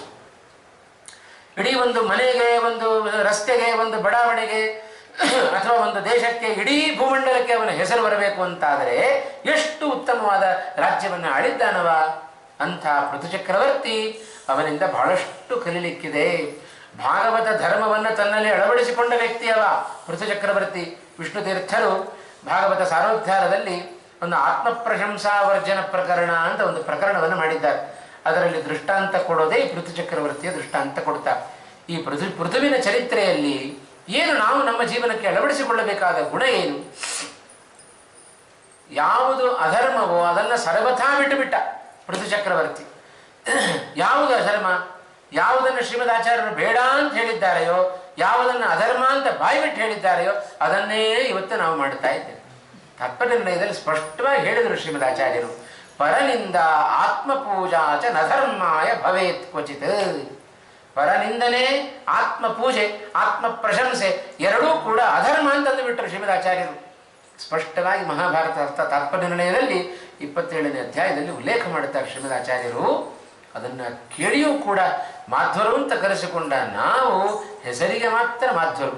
ಯಾವಾಗ ಮಾಧ್ವರ ಶಬ್ದಕ್ಕೆ ಸಾರ್ಥಕತೆ ಬರೋದು? ಶ್ರೀಮದ್ ಆಚಾರ್ಯರು ಹೇಳಿದ ಹಾಗೆ, ಮಧ್ವರು ಹೇಳಿದ ಹಾಗೆ ನಡ್ಕೊಂಡ್ರೆ ನಾವು ಮಾಧ್ವರು ಅನ್ನೋದಕ್ಕೆ ಒಂದು ಅರ್ಥ ಇದೆ. ಯಾವುದನ್ನು ಅಧರ್ಮ ಅಂತ ಹೇಳಿದ್ದಾರೆ ಶ್ರೀಮದ್ ಆಚಾರ್ಯರು, ಅವೆರಡನ್ನೇ ಇವತ್ತು ನಾವು ಮಾಡ್ತಾ ಇದ್ದೇವೆ. ಒಂದು 5 ನಿಮಿಷ ಯಾರಾದರೂ ಪರಸ್ಪರ ಮಾತನಾಡ್ತಾ ಇದ್ದಾರೆ ಅಂದರೆ ಪರಸ್ಪರ ಕ್ಷೇಮ ವಿಚಾರಿಸಿಕೊಳ್ಳಿಕ್ಕೆ ಎಷ್ಟೊತ್ತು ಬೇಕ್ರಿ? ನಿಮ್ಮ ಮನೇಲಿ ಹೇಗಿದ್ದಾರೆ, ನಿಮ್ಮ ಮನೇಲಿ ಹೇಗಿದ್ದಾರೆ, ಅವ್ರು ಹೇಗಿದ್ದಾರೆ, ಇವ್ರು ಹೇಗಿದ್ದಾರೆ, ಪರಸ್ಪರ ಕ್ಷೇಮ ವಿಚಾರಿಸಿಕೊಳ್ಳಿಕ್ಕೆ ಇವನಿಗೊಂದು2 ನಿಮಿಷ, ಅವ್ರಿಗೊಂದು2 ನಿಮಿಷ, ಒಂದು 4-5 ನಿಮಿಷಗಳು ಸಾಕು. ಅದಕ್ಕಿಂತಲೂ ಹೆಚ್ಚು ಅವರಿಬ್ಬರು ಮಾತನಾಡ್ತಾ ಇದ್ದಾರೆ ಅಂದರೆ ದೂರದಲ್ಲಿ ನಿಂತವರು ತೀರ್ಮಾನ ಮಾಡ್ಬೋದು. ಮತ್ತೊಬ್ಬರನ್ನು ಬೈತಾ ಇರ್ತಾರೆ, ಇಲ್ಲದೆ ಹೋದರೆ ತಮ್ಮನ್ನು ತಾವು ಹೊಗಳು ಕೊಡ್ತಾ ಇರ್ತಾರೆ. ಈ 2 ಬಿಟ್ಟರೆ ಮತ್ತೇನು ಮಾಡ್ತೇವೆ ನೋಡ್ರಿ. ಅದಕ್ಕೋಸ್ಕರ 5 ನಿಮಿಷಕ್ಕಿಂತ ಜಾಸ್ತಿ ಯಾರ ಬಳಿಯಲ್ಲೂ ಮಾತನಾಡಲಿಕ್ಕೆ ಹೋಗಬಾರದು. ಯಾಕೆಂದರೆ ಶ್ರೀಮದ್ ಆಚಾರ್ಯರು ಯಾವುದನ್ನು ಅಧರ್ಮ ಅಂತ ಹೇಳಿದ್ದೇವೆ ಅನಿವಾರ್ಯವಾಗಿ ಅವ್ರು ಹೊಗಳುಕೊಂಡು, ನಾನು ಹಾಗೆ ಮಾಡಿದೆ, ನಾನು ಹಾಗೆ ಮಾಡಿದೆ, ನಾನು ಹಾಗೆ ಮಾಡಿದೆ, ನಮ್ಮವ್ರು ಹಾಗೆ ಮಾಡಿದರು, ಅವರನ್ನು ಹೊಗಳುಕೊಳ್ತಾ ಇರ್ತಾರೆ, ಮತ್ತೊಬ್ಬರನ್ನು ಬೈತಾ ಇರ್ತಾರೆ. ಪರ ನಿಂದನೆಯನ್ನಾಗಲಿ ಆತ್ಮ ಪ್ರಶಂಸೆಯನ್ನಾಗಲಿ, ಆತ್ಮ ಪ್ರಶಂಸೆಯನ್ನು ಕೇಳಲೂಬಾರದು, ಆತ್ಮ ಪ್ರಶಂಸೆಯನ್ನು ಮಾಡಿಕೊಳ್ಳಬಾರದು. ಪರನಿಂದೆ, ಆತ್ಮ ಪ್ರಶಂಸೆ ಎರಡೂ ಕೂಡ ಅಧರ್ಮ. ಎಷ್ಟರ ಮಟ್ಟಿಗೆ ಅದು ಅಧರ್ಮ ಅಂತ ಹೇಳಿದರೆ, ಪರರ ನಿಂದನೆ ಮಾಡಿದರೆ ಅವರನ್ನ ಕೊಂದಷ್ಟು ಪಾಪ ಬರುತ್ತೆ ನಮಗೆ. ಆತ್ಮ ಪ್ರಶಂಸೆ ಮಾಡಿಕೊಂಡ್ರೆ ಆತ್ಮಹನನೆ, ಆತ್ಮಹತ್ಯೆ ಮಾಡಿಕೊಂಡಷ್ಟು ಪಾಪ ನಮಗೆ. ಆತ್ಮಹತ್ಯೆ ಮಾಡಿಕೊಂಡ್ರೂ ಮಹಾಪಾಪ. ಅದನ್ನು ಹೇಳಿದರು. ಮತಿಪೂರ್ವಂ ದೇಹಹಾನಾತ್ ಪಾಪಂ ಮಹದವಾಪ್ಯತೆ. ಉದ್ದೇಶಪೂರ್ವಕವಾಗಿ ನಾವು ನಮ್ಮ ದೇಹವನ್ನು ಕಳ್ಕೊಂಡ್ಬಿಟ್ರೆ ಮಹಾಪಾಪಕ್ಕೆ ನಾವು ಗುರಿ ಆಗ್ತೇವೆ. ಹಾಗಾಗಿ ಪಾಪಿಗಳಾಗೋದು ಬೇಡಲ್ಲ.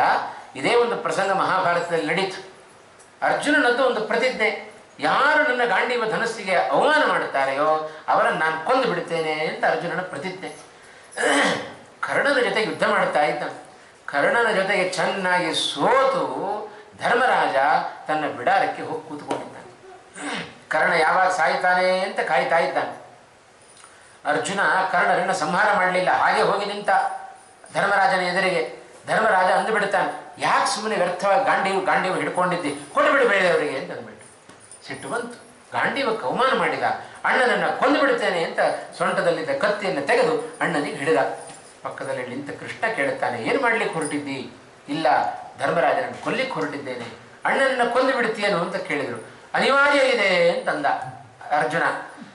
ಅದಕ್ಕೆ ಕೃಷ್ಣ ಒಂದು ಉಪಾಯ ಹೇಳಿಕೊಡುತ್ತಾನೆ. ಅಣ್ಣನನ್ನು ಕೊಂದ ಹಾಗೆ ಇರಬೇಕು ಅಂತಾದರೆ ಚೆನ್ನಾಗಿ ಅಣ್ಣನನ್ನು ನಿಂದನೆ ಮಾಡಿಬಿಡು. ಇದು ಕೃಷ್ಣ ಹೇಳಿಕೊಟ್ಟ ಉಪಾಯ. ಇದು ಸಿಕ್ಕಿದ್ದೇ ಚಾನ್ಸ್ ಅಂತ ತಿಳ್ಕೊಂಡು ಚೆನ್ನಾಗಿ ನಿಂದನೆ ಮಾಡಿಬಿಟ್ಟ ಧರ್ಮರಾಜನನ್ನು. ನಾವು ವನವಾಸಕ್ಕೆ ಹೋಗ್ಲಿಕ್ಕೆ ಕಾರಣವೂ ನೀನೇ, ಏನು ನಾವು ಇಷ್ಟೆಲ್ಲ ಕಷ್ಟವನ್ನು ಅನುಭವಿಸ್ತಾ ಇದ್ದೇವೆ, ನಮ್ಮ ಎಲ್ಲ ಕಷ್ಟಗಳಿಗೂ ಕೂಡ ಕಾರಣ ನೀನೇ. ಇವತ್ತು ನಮ್ಮ ಪರವಾಗಿ ನೋಡು, ಭೀಮಸೇನ ಇವತ್ತಿಗೂ ಕೂಡ ರಣರಂಗದಲ್ಲಿ ನಿಂತು ಹೋರಾಟವನ್ನು ಮಾಡ್ತಾ ಇದ್ದಾನೆ. ನೀನು ನೋಡು, ಬಿಡಾರದಲ್ಲಿ ಇಲ್ಲೇ ಕೂತ್ಕೊಂಡು ಹಾರಾಟ ಮಾಡ್ತಾ ಇದ್ದಿ. ಚೆನ್ನಾಗಿ ನಿಂದನೆ ಮಾಡಿದ. ಆಮೇಲೆ ಪಶ್ಚಾತ್ತಾಪ ಆಯಿತು ಅರ್ಜುನನಿಗೆ. ಛೇ, ಎಂಥ ಕೆಲಸ ಮಾಡಿಬಿಟ್ಟೆ, ಅಣ್ಣನನ್ನೇ ಕೊಂದಟ್ಟು ಪಾಪ ಬಂತಲ್ಲ. ಅದಕ್ಕೇನು ಮಾಡಿದ, ಅವನ ಕಡೆಗೆ ತಿರುಗಿಸಿದ ಕತ್ತಿಯನ್ನು ತನ್ನ ಕಡೆಗೆ ತಿರುಗಿಸಿಕೊಂಡ. ಮತ್ತೂ ಕೇಳಿದ ಕೃಷ್ಣ, ಏನು ಮಾಡ್ತಾ ಇದ್ದಿ? ಇಲ್ಲ, ನಾನು ಸತ್ತು ಹೋಗ್ತೇನೆ ಅಂತಂದ ಅರ್ಜುನ. ಯಾಕೆ, ಅಣ್ಣನನ್ನು ಕೊಂದ ಪಾಪ ಬಂದ್ಬಿಟ್ಟಿದೆ ನನಗೆ. ಅದಕ್ಕೆ ಕೃಷ್ಣ, ಇಲ್ಲಪ್ಪ, ಇನ್ನೂ ಬೇಕಾದ ಕೆಲಸ ಆಗ್ಲಿಕ್ಕಿದೆ ನಿನ್ನಿಂದ. ನೀನು ಸತ್ತರೆ ಹೇಗೆ, ಸಾಯಬೇಡ, ನೀನು ಸತ್ತಂತೆ ಆಗಬೇಕು. ಹಾಗಾದ್ರೆ ಒಂದು ಕೆಲಸ ಮಾಡು, ನಿನ್ನನ್ನು ನೀನು ಚೆನ್ನಾಗಿ ಹೊಗಳ್ಕೊಂಡ್ಬಿಡು ಅಂತಂದ. ಅರ್ಜುನ ಅದಕ್ಕೂ ತಯಾರಿದ್ದ. ಬೇಕಾದಷ್ಟು ಸಾಹಸದ ಕೆಲಸವನ್ನೆಲ್ಲ ಮಾಡಿದ್ದಾನೆ ಅರ್ಜುನ. ಖಾಂಡವ ವನವನ್ನು ದಹನ ಮಾಡಿದ. ಅಸ್ತ್ರವನ್ನು ಬೇಕಾದಷ್ಟು ಕಾಲ ತಪಸ್ಸನ್ನು ಮಾಡಿ ಪಾಶುಪತಾಸ್ತ್ರವನ್ನು ಪಡೆದುಕೊಂಡ. ಬಹಳ ಪರಾಕ್ರಮಿಯೇ ಅರ್ಜುನ. ಎಲ್ಲ ತನ್ನ ಪರಾಕ್ರಮವನ್ನು ಪ್ರಶಂಸೆ ಮಾಡಿಕೊಂಡ. ಅವನನ್ನು ಆತ್ಮಹತ್ಯೆ ಮಾಡಿಕೊಂಡಷ್ಟು ಪಾಪ ಅವನಿಗೆ ಬಂತು. ಆತ್ಮಹತ್ಯೆ ಮಾಡಿಕೊಂಡಂತೆ ಆಯಿತು. ಇದು ಮಹಾಭಾರತದಲ್ಲಿ ನಡೆದ ಪ್ರಸಂಗ ಇದು. ಹಾಗಾಗಿ ಸರ್ವಥಾ ಪರನಿಂದೆ ಆತ್ಮ ಪ್ರಶಂಸೆ ಎರಡನ್ನೂ ಕೂಡ ನಾವು ಮಾಡಬಾರದು ಅಂತ ಹೇಳ್ತಾರೆ. ಆದ್ದರಿಂದ ಅದನ್ನು ಪೃಥು ಚಕ್ರವರ್ತಿ ತನ್ನಲ್ಲಿ ಅಳವಡಿಸಿಕೊಂಡಿದ್ದ. ಇಡೀ ಬೇಕಾದಷ್ಟು ತಾನು ರಾಜನಾಗಿ ಮೆರೀತಾ ಇದ್ದಾನೆ. ಎಲ್ಲ ಹೊಗಳು ಭಟ್ಟರು ಬಂದರು, ಅವನನ್ನು ಹೊಗಳಲಿಕ್ಕೆ ಶುರು ಮಾಡಿದರು. ಪೃಥು ಚಕ್ರವರ್ತಿಯನ್ನು ಕೂಡಲೇ ನಿಲ್ಲಿಸಿದ. ನಾನು ಏನು ಮಾಡಿದ್ದೇನೆ ಅಂತ ಹೊಗಳ್ತಾ ಇದ್ದೀರಿ? ಇನ್ನೂ ಮಾಡ್ಲಿಕ್ಕೆ ಬೇಕಾದಷ್ಟಿದೆ. ಮಾಡಿದಾಗ ನೀವು ಹೇಳಿದ ಮಾತು ಸತ್ಯ ಆಗಬಹುದು. ಹೊಗಳಿದರೆ ನೀವು ನನ್ನನ್ನು ಹೊಗಳೋದಲ್ಲ, ರಾಜನನ್ನು ಹೊಗಳೋದಲ್ಲ, ನನ್ನ ಒಳಗೆ ರಾಜರೆಲ್ಲರಿಗೂ ಈಶ್ವರನಾದ ರಾಜರಾಜೇಶ್ವರ ಕೂತಿದ್ದಾನೆ. ಭಗವಂತ ರಾಜರಾಜೇಶ್ವರ ರೂಪದಿಂದ ಪೃಥ್ವಿನ ಒಳಗೆ ತಾನು ಕೂತಿದ್ದಾನೆ. ಹೊಗಳಿದರೆ ಅವನನ್ನು ಪ್ರಶಂಸೆ ಮಾಡಿರಿ ಅಂತ ಪೃಥು ಚಕ್ರವರ್ತಿ ಹೀಗೆ ಜಗತ್ತಿಗೆ ಆದರ್ಶವನ್ನು ತೋರಿಸಿದ ವ್ಯಕ್ತಿ. ಆ ಪೃಥು ಚಕ್ರವರ್ತಿ ಅದೇ ಧ್ರುವನ ಪರಂಪರೆಯಲ್ಲಿ ಬಂದ ವ್ಯಕ್ತಿ. ಹಾಗಾಗಿ ಕೆಲವೊಂದು ವ್ಯಕ್ತಿಗಳನ್ನು ಯಾರನ್ನು ಉಲ್ಲೇಖ ಮಾಡುತ್ತಾ ಇದೆ ಪುರಾಣ, ಅವರೆಲ್ಲರಿಂದ ಜಗತ್ತಿಗೆ ಒಂದೊಂದು ಆದರ್ಶವನ್ನು ನಾವು ತಿಳಿದುಕೊಳ್ಳಲಿಕ್ಕೆ ಸಾಧ್ಯ. ಹೀಗೆ ಆ ವಂಶದ ಮುಂದಿನ ಭಾಗವನ್ನು ನಾವು ತಿಳಿತಾ ಇದ್ದೇವೆ. ಆ ಪೃಥು ಚಕ್ರವರ್ತಿ ಏಕೋನ ಶತಕ್ರತು ಅಂತ ಕರೀತಾರೆ ಅವನನ್ನು. 99 ಅಶ್ವಮೇಧ ಯಾಗ ಮಾಡಿದ. 100ನೆಯ ಯಾಗವನ್ನು ಮಾಡಲಿಲ್ಲ ಪೃಥು ಚಕ್ರವರ್ತಿ. ಯಾಕೆ ಅಂದರೆ ಅದು ನನ್ನ ಯೋಗ್ಯತೆ ಅಲ್ಲ, ದೇವೇಂದ್ರನ ಯೋಗ್ಯತೆ. ದೇವೇಂದ್ರನನ್ನು ಶತಕ್ರತು ಅಂತ ಕರೀತಾರೆ. 100 ಅಶ್ವಮೇಧ ಯಾಗ ಮಾಡೋದು ಅದು ದೇವೇಂದ್ರನ ಅರ್ಹತೆ. 99 ಮಾಡಿದ, 100ನೇದ್ದನ್ನು ಮಾಡಲಿಕ್ಕೆ ಹೋಗಲಿಲ್ಲ. ಆದರೆ ಬಲಿಚಕ್ರವರ್ತಿ 100ನೇದ್ದನ್ನು ಮಾಡಿಬಿಡುತ್ತೇನೆ ಅಂತ ಹೋದ, ಭಗವಂತ ಬಿಡಲಿಲ್ಲ. ಇದೇ ವ್ಯತ್ಯಾಸ. ಹಾಗಾಗಿ ನಮಗೆ ಎಷ್ಟು ಯೋಗ್ಯತೆಯೋ, ನಮ್ಮದೇನು ಕರ್ತವ್ಯನೋ ಅದನ್ನಷ್ಟೇ ಪಾಲನೆ ಮಾಡಬೇಕು. ಅಧಿಕ ಪ್ರಸಂಗಿತನ ಮಾಡಿದರೆ ಭಗವಂತ ನಮ್ಮನ್ನು ಚೆನ್ನಾಗಿ ಮಣ್ಮುಗಿಸಿ ಬಿಡ್ತಾನೆ. ಹಾಗಾಗಿ ಆ ಪೃಥು ಚಕ್ರವರ್ತಿ ಏಕೋನ ಶತಕ್ರತು ಅಂತ ಕರೆಸಿಕೊಂಡವ. ಅವನು ಕೂಡ ಉತ್ತಮವಾದ ಭಗವಂತನ ಅನುಗ್ರಹವನ್ನು ಪಡೆದುಕೊಂಡು ಆ ಪೃಥು ಚಕ್ರವರ್ತಿ ಅರ್ಚಿಸ್ ಅನ್ನುವ ಒಬ್ಬ ಕನ್ಯೆಯನ್ನು ತಾನು ವಿವಾಹ ಮಾಡಿಕೊಂಡ. ಆ ಕನ್ಯೆಯಲ್ಲಿ 2 ಮಕ್ಕಳನ್ನು ಪಡೆದುಕೊಳ್ತಾನೆ.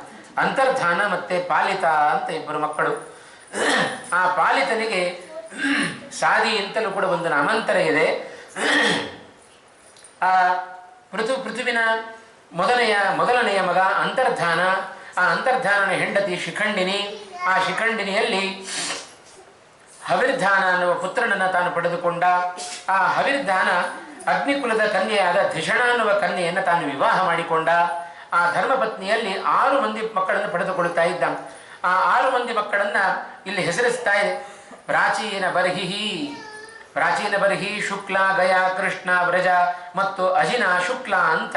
ಈ ಶುಕ್ಲನಿಗೆ ಶುಕ್ರ ಅಂತಲೂ ಒಂದು ಹೆಸರಿದೆ.